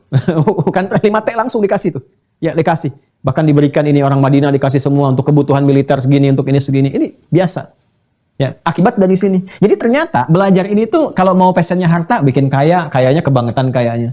Kalau mau passionnya ilmu, jadi begawan pengetahuan yang nggak nanggung jeniusnya. Kalau mau kedudukan, ya udah mimpin dunia sekalian gitu. Jadi dasarnya ini nih. Makanya dilatihnya pun nggak mudah. Ya, nggak mudah dan pertaruhannya nggak murah. Makanya tantangan dan sebagainya dilewati. Tuh ini.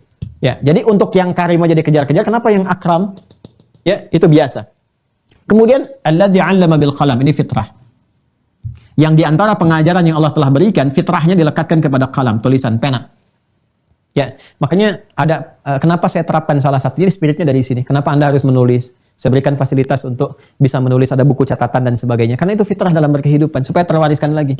Ya, kenapa? Karena bagian dari ilmu itu, fitrahnya, selain lewat tangkapan hafalan, kita dengarkan, kita pandang dan sebagainya, itu kalau dikodifikasikan dalam bentuk tulisan-tulisan dikumpulkan, Jadi buku itu lebih mudah untuk diakses, lebih kuat untuk bisa berargumentasi, menguatkan sumber referensi. Kan itu bacaan-bacaan penting. Asalnya apa? Kalam. Dari pena, jadi ketikan, jadi komputer, dan sebagainya. Intinya tulisan. Ya, jadi banyak. Ini ayat kalau kita mau dalami lagi, yuk baca yang banyak. Literasi banyakin. Ya, kalau mau pintar, mau dapat pengetahuan, rajin baca literasi. Kumpulkan tuh referensi-referensi dan luaskan literasinya, wawasannya. Sehingga nanti antara karakter ini, moral yang ada dalam sini, di roh, ya ditangkap oleh akal dengan literasi yang luas, jadi karakter kinerja. Jadi kalau sudah bekerja berdasarkan literasi, wah itu luar biasa, hebat tuh. Dan presisinya tinggi di bidang ilmu apapun. Mau dibawa ke pekerjaan apapun, pakar di bidangnya. Jadi jangan nanggung. Mau kerja bidang apa sih? Perminyakan, ya kan? Atau di geologi, ya? Atau misalnya di astronomi, macam-macam. Kalau kita mau ngambil passion itu, jangan tanggung kata Quran tuh, literasinya luaskan. Dalami, sampai pakar di bidangnya. Jadi orang Islam tuh harus begitu. Kalau belajar pengetahuan, jangan nanggung, sampai pakar di bidangnya, sampai di situ. Sehingga ketika diamalkan pun sempurna referensinya. Jangan setengah-setengah. Kalau dia belajar duduk paling belakang. Nggak pernah nanya, diem aja. Waktunya minggu tenang malah nggak tenang. Ya malah sibuk pinjam catatan teman, fotokopi dan sebagainya. Ini bukan spirit surah Iqra nih, surah Al-Qalam nih, surah Al-Alaq nih, ya surah Al-Alaq. Ya, makanya nanti didetailkan lagi. Ya, nah kalau kita bisa dapatkan ini, memperluas literasi, nanti pengetahuan bertambah. Maka itu cara Allah mengajarkan, 'allamal insana ma lam ya'lam. Ya, Allah mengajarkan pada setiap manusia apa yang belum diketahui. Jadi dengan kita membaca, meluaskan literasi, mendengar seperti tausiah dan sebagainya, kita mungkin boleh jadi banyak mengetahui sesuatu yang belum kita tahu sebelumnya. Ya, dan ini pengetahuan ini dilekatkan dengan insan. Masih ingat kan ketika saya sampaikan kata insan 65 kali disebutkan dalam Al-Quran? Insan tidak disebutkan kecuali menunjuk pada nama manusia yang berkaitan dengan totalitas aktivitasnya. Perbuatan, pekerjaan dari bangun tidur sampai tidur, termasuk kerja dan sebagainya, termasuk mengajar, belajar dan seterusnya. Perhatikan baik-baik. Di sini ayatnya mengaitkan aktivitas pekerjaan dengan ilmu. Jadi Islam itu agama pengetahuan. Semua yang dikerjakan ada dasar pengetahuannya. Jadi setiap tindakan itu kalau mau terukur, presisinya tinggi, maka pengetahuannya mesti kuat. Ya, karena itu semua bab dalam Islam ada dasar pengetahuannya. Mau ke rumah tangga, ada pengetahuannya. Ini kewajiban suami, kewajiban istri. Ini haknya. Ini untuk anak-anak. Ada ilmunya sendiri. Salat ada dasarnya. Ada dalilnya. Bahkan tegas nanti di Quran surah 17 ayat 36. Wala taqfu ma laysa laka bihi ilmun. Innas sam'a wal basara wal fu'ada kullu ulaika kana anhu mas'ula. Jangan kamu ikuti atau bertindak sesuatu yang enggak punya dasar ilmunya. Ya, ini indah sekali. Nah, jadi saat Allah pun kemudian memperkenalkan Rabb, dirinya dengan Rabb. Ya, ini Rabb, bismi rabbik, ini kan kata pertama yang dikenalkan. Sifat tauhidnya. Mengonfirmasi saat usia 4 bulan. Yang Quran surah 7 ayat 172. Wa idh akhadha rabbuka. Rabb.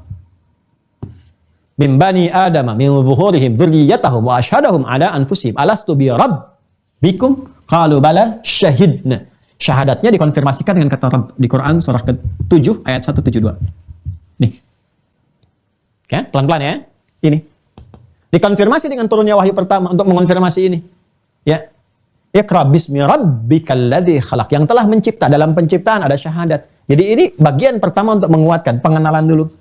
Ya, mengenalkan Tuhan yang hak itu Allah, yang memberikan pengetahuan, yang menciptakan dan sebagainya. Itu gambarannya. Jadi fase awal ini memberikan kesan kepada kita. Satu, orang-orang Islam itu perhatikan baik-baik. Kalau ingin memulai sesuatu, merencanakan sesuatu, ya kan? Bahkan ingin bermimpi tentang menjadi sesuatu di masa depan yang baik-baik dan sebagainya. Yang pertama harus dilakukan adalah cari lingkungan yang paling bagus. Yang mendekatkan diri kepada Allah. Seperti Nabi berkontemplasi di Gua Hira. Mengamati keadaan. Dilihat. Ya, jadi kalau kita ingin mengerjakan apapun, ya cari tempat, cari pekerjaan yang membangun kedekatan kita dengan Allah Subhanahu wa taala. Sekalipun menuju ini ada tantangan, melewati bukit-bukit, ada badai, ada macam-macam, itu biasa. Kemudian yang kedua, apapun yang akan kita kerjakan dalam kehidupan, ini spiritnya ya, ini makna terdalamnya. Makna terdalamnya. Apapun yang kita kerjakan dalam kehidupan, selalu harus menghadirkan solusi. Ya, menjadi solusi dari setiap aktivitas yang hadir di sekitaran kita. Jadi kalau mau bikin produk, apa sih yang berguna untuk masyarakat di sekitaran kita? Dari segi bisnis, ekonomi. Kalau dari ilmu, apa yang dimanfaatkan oleh masyarakat kita? Jangan belajar sesuatu yang saat pulang ke kampung, ya masyarakat barangkali nggak terbiasa dengan itu. Ya, kira-kira kalau Anda mau belajar, balik lagi ke tempat Anda tinggal. Kalau skalanya ingin balik ke desa, ya belajar ilmu yang dibutuhkan di desa itu. Kalau skalanya kabupaten, belajar ilmu yang dibutuhkan di kabupaten itu. Kalau skalanya bangsa, belajar ilmu yang dibutuhkan oleh bangsa negara. Lihat ini, Pakar-pakar hebat itu yang jenius-jenius di bidang apa saja. Sedangkan bangsa kita, negara kita butuh apa nih? Yang belum ada apa? Anda masuk ke situ sehingga jadi solusi di dalamnya. Ini gambarannya. Ya, seperti Nabi melihat nih, memetakan karena tugas beliau Rasul, risalah, maka semua keadaan umat tuh dilihat. Ya, bagaimana perbuatan jahiliyah, solusinya apa? Merenung di sini, merencanakan, membuat visi, maka turun bimbingan wahyu. Nah, terlepas dari itu semuanya, ketika ini diturunkan, maka setelah itu ada surah Al-Qalam, mengonfirmasi alladzi 'allama bil qalam, turun surah Al-Qalam, yang sekarang posisinya di urutan 68 di mushaf. Ya, nun wal qalami wa ma yasturun, ya kan? Kemudian setelah itu apa lagi? Turun surah Al-Muzammil. Ini. Sudah 3 ya? 1, 2, 3. Baru Al-Mudatsir. Di Al-Mudatsir inilah kemudian yang paling menarik, ini baru diangkat kemudian diperintahkan untuk menyampaikan secara terbuka. Risalahnya terbuka, berdakwah secara terbuka. Artinya, dari 3 surah ini, Al-Alaq, Al-Qalam, Al-Muzammil, ini masih pembekalan secara pribadi. 3 surah. Dan masih ingat ketika turun Al-Mudatsir ini, usia Nabi berapa tahun? 44 tahun. 43 di akhir mau ke 44. Nabi diangkat jadi tadi Nabi ini ya dengan turunnya wahyu pertama ini usia berapa tahun? 40 tahun. Jadi pembekalan beliau secara personalnya itu sudah 3 tahun sendiri. Dikaji, diberikan bekal, ditanamkan pemaknaan seluruhnya 3 surah ini. Nanti coba kita hadirkan ini. Ya, ini pribadi Nabi dibekali dulu. Setelah mantap, setelah kuat, setelah baik, ya, setelah mengenal tentang malaikat, tentang macam-macam dan sebagainya, baru turun Al-Mudatsir. Baru secara terbuka. Ya, bergerak selama 10 tahun. Ini dari 3 tahun beliau sudah diberikan pembekalan, ini sampai 3 surah ini. Bayangkan 3 surah, Masya Allah. Ya, bukan terkait dengan hafalan, kan Nabi kan ditanamkan langsung dalam jiwanya, gampang, mau diturunkan 30 juz juga bisa. Tapi ini ada hikmahnya, kenapa ini 3 ini? Ada apa di dalamnya? Sampai dengan 3 tahun itu. Ya, bagaimana menanamkan makna-maknanya, menyerapkan kepada jiwa, ya, dan seterusnya. Ini sangat luar biasa. Setelah ini baru masuk ke fase 10 tahun untuk menyampaikan setelah Al-Mudatsir ini. Sampai ke 86 surah ini sempurna ke bawah terus. Ini sangat menarik ini. Ya, nah ini yang kemudian setelah Al-Mudatsir diajarkan. Al-Fatihah, terus surah yang lainnya, penguatan dan semuanya aspeknya ke tauhid ke sini, ke akidah. Nah, jadi ini gambaran juga penting bagi kita. Kalau kita ingin meneruskan, mengajarkan, menanamkan kembali, atau berargumentasi dengan yang lain dan sebagainya ketika disoal, kuatkan dulu diri kita nih. Nabi aja dibekali oleh Allah 3 tahun kan dari 0. Kita dari beriman, ya kan? Dari beriman, sudah mendekat kepada Allah, sudah yakin, sudah mantap, bahkan yang sudah belasan puluhan tahun, maka harusnya ada percepatan. Ya, tetap levelnya masih tinggi Nabi. Ya, karena Nabi itu kan orang pilihan. Ya, yang saya ingin katakan adalah, apa yang Nabi sampaikan kepada kita, itu sudah terkumpul semuanya. Jadi seharusnya akses kita bisa lebih cepat, sudah ada lompatan di situ. Ya, karena itu yang harus kita lakukan adalah, kita harus keluarkan dulu nih, apa bimbingan selama 3 tahun ini, esensi dari 3 surah yang utama ini, ya, arahnya kemana, latihannya seperti apa, ya kan? Nah, dari sini kemudian kita keluarkan, itu nanti akan jadi penguatan pada diri kita. Setelah kuat ini, maka keluarkan surah-surah setelahnya dari 10 tahun ini. Masa 10 tahun, dari sisanya. Berarti kalau 86 kurang 3, ada 83 surah kan? Ya. 83 surah ini nanti kalau kita keluarkan nama-namanya, plus dengan cepat esensinya misalnya. Ini, maknanya itu. Maka Masya Allah akan sempurna pembelajaran akidah kita. Jadi isu-isu sekarang, kalau kita dapatkan, selesai. Karena isinya pasti akan serupa. Nggak jauh-jauh ke situ-situ aja. Cuman kemasannya aja yang beda-beda. Ya. Isu-isu apa misalnya? Ya, isu-isu menyoal tentang aspek ketuhanan. Bisa langsung dijawab. Kenapa milih Tuhannya Allah? Allah itu kuat atau lemah? Ya kan? Dan sebagainya. Suratnya sudah ada. Tinggal dijawab.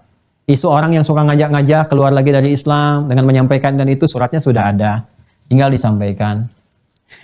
Isu apa lagi misalnya? Isu yang menyoal tentang keyakinan apa aja kalau mau disoal. Kalau Anda kumpulkan soal-soal sekarang, keluarkan dari kalangan mana saja yang menyoal tentang akidah Islam. Keluarkan itu, demi Allah saya katakan, semua soal-soal itu sudah selesai di fase ini.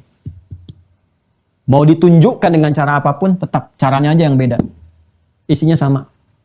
Bahkan namanya pun serupa. Dari hurufnya, dari kalimatnya, diksinya, langsung memberikan ilmu kepada kita.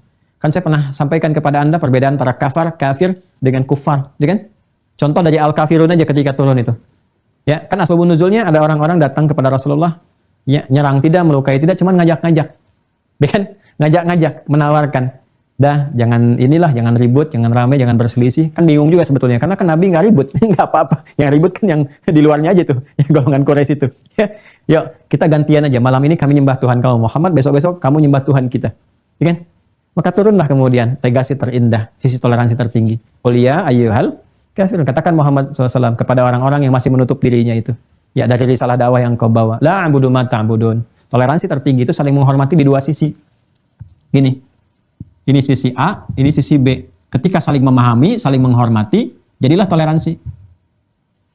Kalau B menghendaki, ini tidak tulus, ini maksa namanya. Dan ini terpaksa. Ya. Dan toleransi tertinggi dalam masalah akidah, karena akidah itu sudah beda. Totally different. 100%, 100% different. Ya. Karena berbeda itu, ya udah karena beda kan nggak sama. Kalau nggak sama nggak mungkin disatukan. Ya, minyak dengan air itu kan berbeda. Ya, unsurnya berbeda, maka disatukan pun tetap akan pisah juga. Maka toleransi yang terbaik pada yang berbeda itu, toleransinya apa? Saling menghormati masing-masing, nggak usah dipertemukan. Itulah yang indah. La a'budu ma ta'budun wala antum a'buduna ma a'bud. Toleransi tertinggi dalam akidah itu bukan gantian. Kalau gantian nanti jadi terpaksa. Kalau terpaksa jadi munafik namanya. Ya, di hatinya mengingkari, fisiknya ada di situ. Nah, itu kan munafik namanya. Itu bukan toleransi. Itu intoleran tingkat tinggi karena menyembunyikan kebohongan dalam hati.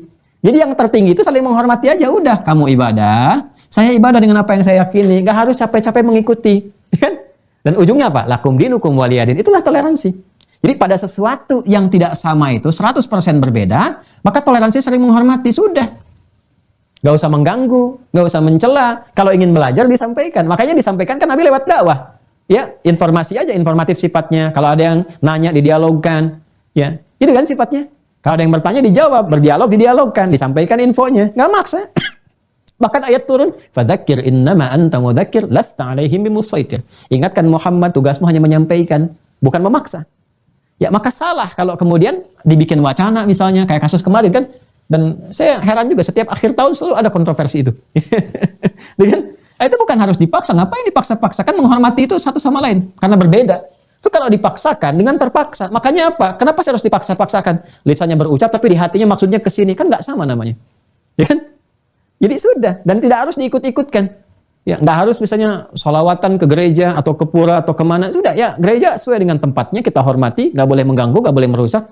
Yang umat Islam ya sholawatan di tempat sholat. Adzan di masjid. Jangan adzan di tempat yang lain misalnya. Sebagainya. Ya. Nah, ini kecuali kalau ada bab-bab fikih yang menuntut itu. Atau ada mustasnayat. Kalau nggak ada sudah. Ini namanya toleransi itu seperti itu. Toleransi itu kan kesepahaman bersama yang dibangun di dua sisi.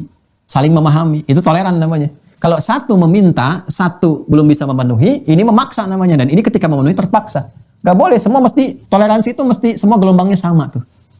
Kalau nggak bisa dipertemukan, maka toleransinya berbalik tuh. Saling menghormati. Titik ininya penghormatan. Untuk mengerjakan apa yang dikerjakan secara masing-masing. Ini berbalik ke sini, berbalik ke sini. Ini barzakh bainahumala ya bagian. Tengah-tengahnya adalah sikap saling menghormati. Itu toleransi. La a'budu ma ta'budun. Yang mau saya katakan, kaidah tafsir mengatakan kalau terjadi perbuatan, nggak disebutkan siapa orangnya, kapan kejadiannya, itu akan terjadi lagi di masa depan dengan cara-cara yang berbeda. Ya, Anda akan temukan orang-orang yang maksa sih, ya mohon maaf ya, nyerang sih tidak, menzalimi tidak, menyakiti sih tidak, cuman suka ngajak-ngajak, nawarin gitu. Ya, ada nggak sekarang? Ada. Ya, Car Free Day, carnya yang free, kan? Tapi di day itu kan kadang-kadang ada yang bawa makanan, bawa ini, bawa itu, nawarkan ini itu, ngajak. Ada yang ke tempat yang kena musibah, ya bawa sembako, bawa obat-obatan, tapi ditawarkan untuk pindah keyakinan dan sebagainya. Nggak maksa, ya, nggak menyakiti juga, tapi ngajak-ngajak. Ya, ini sudah ada suratnya. Jadi kalau kita hafal ini, tahu konsepnya dan sebagainya, bisa menjawab. Ya, jadi begitu ditawarkan makanan, minuman, obat, ya dengan syarat begini-begini, sampaikan terima kasih banyak atas kebaikan-kebaikannya. Ketika alhamdulillah sebangsa setanah air Anda begitu luar biasa pedulinya. Ya, tapi mohon maaf kalau yang ngajak-ngajak seperti ini agak tertinggal. 15 abad sebelumnya sudah ada juga seperti ini. Ya. Turun tuh surah Al-Kafirun dan indah sekali, enggak ada celaan di situ. Enggak dijelaskan oleh Anda surah Al-Kafirun. Wah, bagaimana itu? Anda jelaskan. Malah Anda yang berdakwah di situ tuh. Itu baru satu surat tuh. Tapi kalau belajar Al-Ikhlas, Masya Allah. Ya itu satu Al-Ikhlas saja udah menghasilkan seperti Bilal. Ahad. Apa tuh rahasianya tuh? Ya, nah ini yang ingin saya sampaikan bahwa di 86 surah ini, surah Makkiyah, ada rahasia terkait dengan akidah, itu yang coba kita turunkan satu persatu. Nanti yang sudah masuk merah, yang sudah bergabung, insya Allah hari ini saya mintakan kepada admin untuk sekaligus menurunkan 114 surahnya. Jadi langsung ada keterangan. Ya, ini yang Makkiyah, ini Madaniyah, dan seterusnya. Jadi nanti kita bisa kaji dari semuanya. Jadi walaupun kita nggak dalami sepenuhnya, karena kan ini belum masuk ke tafsir. Kita baru bab akidah. Jadi saya hanya menyampaikan highlightnya saja. Highlightnya udah 2 jam seperempat. sampai pagi ini udah 2 jam kita kan mengajinya. Jadi ini baru highlightnya aja teman-teman sekalian. Ya, surah-surah. Nanti ketika masuk ke tafsir. Ya, kan insya Allah di pekan ini sudah mulai zonasi. Saya sudah mulai dapat daftarnya. Sudah ada. Alhamdulillah dari Sabang sampai Merauke, 34 provinsi. Kita sudah mendapatkan datanya. Terima kasih. Ke admin juga terima kasih teman-teman. Sudah diberikan data. Dan di luar negeri juga, Masya Allah saya sangat senang sekali. Sudah terkumpul. Ada yang dari Amerika, dari Inggris, dari Turki, dari Malaysia, keluarga terdekat kita, Brunei Darussalam, kemudian juga yang lain-lainnya, Australia, ya dari Timur Tengah juga ada bergabung. Nah, nanti kita coba akan terapkan zonasinya insya Allah mulai di pekan ini. Ya, kemungkinan kita mulai hari Kamis atau nanti Jumat. Jadi saya mencoba mendesainnya setiap Sabtu Ahad khususnya itu nanti untuk sesi konsultasi. Jadi per zonasi itu. Ya, boleh jadi nanti bisa seharian penuh tuh. Sesi pagi misalnya zona ini, zona ini. Nanti setiap provinsi dapat kuotanya 1 jam. Nanti Zoom di situ. Ya, dari mulai pagi misalnya sampai jam berapa, nanti ini zonasinya untuk daerah mana, provinsi mana, provinsi mana. Jadi nanti adminsnya akan menghubungi Anda. Ya, karena itu saya mohon sekali kalau sudah daftar Mira, aktifkan akunnya. Supaya masuk database, nanti zonasinya sudah ada, nanti infonya spesifik. Jadi nanti misalnya Aceh dapat misalnya hari Sabtu nanti jam 9. Ya, jam 10-nya nanti berlaku untuk Sumatera Utara, jam 11-nya nanti Sumatera Barat misal. Ya, jeda salat zuhur jam 1 ini gitu. Nanti saya akan insya Allah sudah saya siapkan skemanya dalam 1 hari. Nanti ada sepekan itu kita akan ada seperti itu. Nanti Senin sampai Jumatnya taklim umum seperti biasa. Ya, jadi pengayaannya berlangsung secara spesifik Sabtu dengan Ahad. Kurang lebih seperti itu ya gambarannya. Tapi nanti Anda ikut waktu saya ya. Jadi siapkannya gitu. Ya, kita nanti karena beda-beda nih di Amerika dengan di kita kan lain tuh. Ya, kalau di Amerika kita pagi, mereka tengah malam gitu kan. Ya, atau sebaliknya gitu. Maka nanti ada penyesuaian insya Allah. Nah, ini yang coba kita siapkan. Itu berita pertamanya. Yang keduanya, saya setelah menyelesaikan ini semua, jadi menyampaikan kepada Anda, di scan, kemudian upload, Anda bisa download surat-suratnya. Nanti saya berikan pengantarnya. Ya, secara umumnya. Ini surat ini begini, begini, begini. Kalau mau tafsir yang bagus, coba cari tafsirnya yang ini dulu. Versi terjemahannya begini. Ya, nanti setelah saya sampaikan yang seperti itu gambarannya, kita pun kan sedang menyiapkan juga. Nah, nanti kalau sudah masuk materinya utuh, akidah selesai, masuk fikih, nanti sudah ada mulai ragam-ragam variasi pembelajaran bersamaan. Jadi nanti ada tafsir, ya, nanti ada pelan-pelan ilmunya, ada ke hadis, ke hafalan dan sebagainya. Jadi pelan-pelan secara bertahap ya kita berhubung. Karena ini saya masih mengoneksikan beberapa masyayikh itu sudah oke, sudah siap, tapi kan karena masih karantina. Ya, dan prosesnya isunya lagi cukup tinggi, kita berdoa saja semoga reda, semoga baik kan, supaya cepat tiba. Jadi nanti bisa berhubung dengan saya di sini. Ya, sebelum saya juga minta kepada murid-murid nanti untuk bisa menerjemahkan. Ya, saya masih dampingi dulu kan di awal-awal itu. Ya, untuk yang dari tokoh-tokoh dari luar.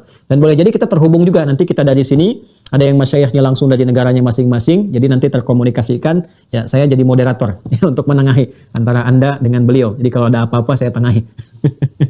Ya, baik ya. Saya kira itu yang kita bahas di kesempatan kali ini. Terima kasih atas perhatiannya. Semoga Allah memberkahi kita semua dan semoga kita semua senantiasa disehatkan, diridhai, diberkahi. Mas Admin, update-nya berapa yang sudah ini? Yang sudah terhubung ke Mira? 8.644. 8.644. Oh, berarti kita ada kurang lebih 1.000 lagi ya kuotanya ya. Mudah-mudahan bisa selesai. Kalau bulan ini selesai, kuotanya selesai.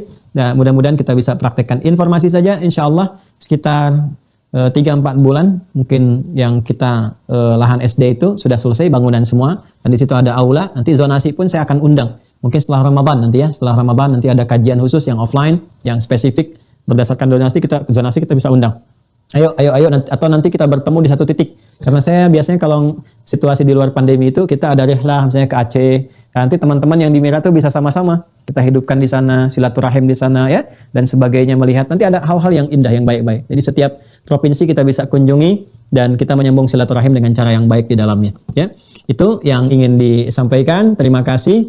Semoga sekali lagi semua aktivitas kita diridhoi oleh Allah Subhanahu wa taala. Kalau ada yang benar, silahkan diamalkan. Kalau Anda melihat apa yang saya sampaikan hari ini ada yang kurang tepat atau ada bahkan yang keliru, tolong disampaikan kepada saya supaya saya bisa segera koreksi dan di pertemuan berikutnya saya luruskan bahwa kemarin saya keliru, harusnya begini ya, yang benar seperti ini. Atau boleh jadi ada yang kurang memahami sehingga mengetahuinya itu salah padahal mungkin benar atau kurang referensi, boleh juga dikonfirmasikan sehingga nanti kita bisa berbagi dalam kebaikan. Intinya kita mencoba menyampaikan yang baik, yang benar semampu yang bisa kita lakukan dan kita berharap Allah meridhai kita semua.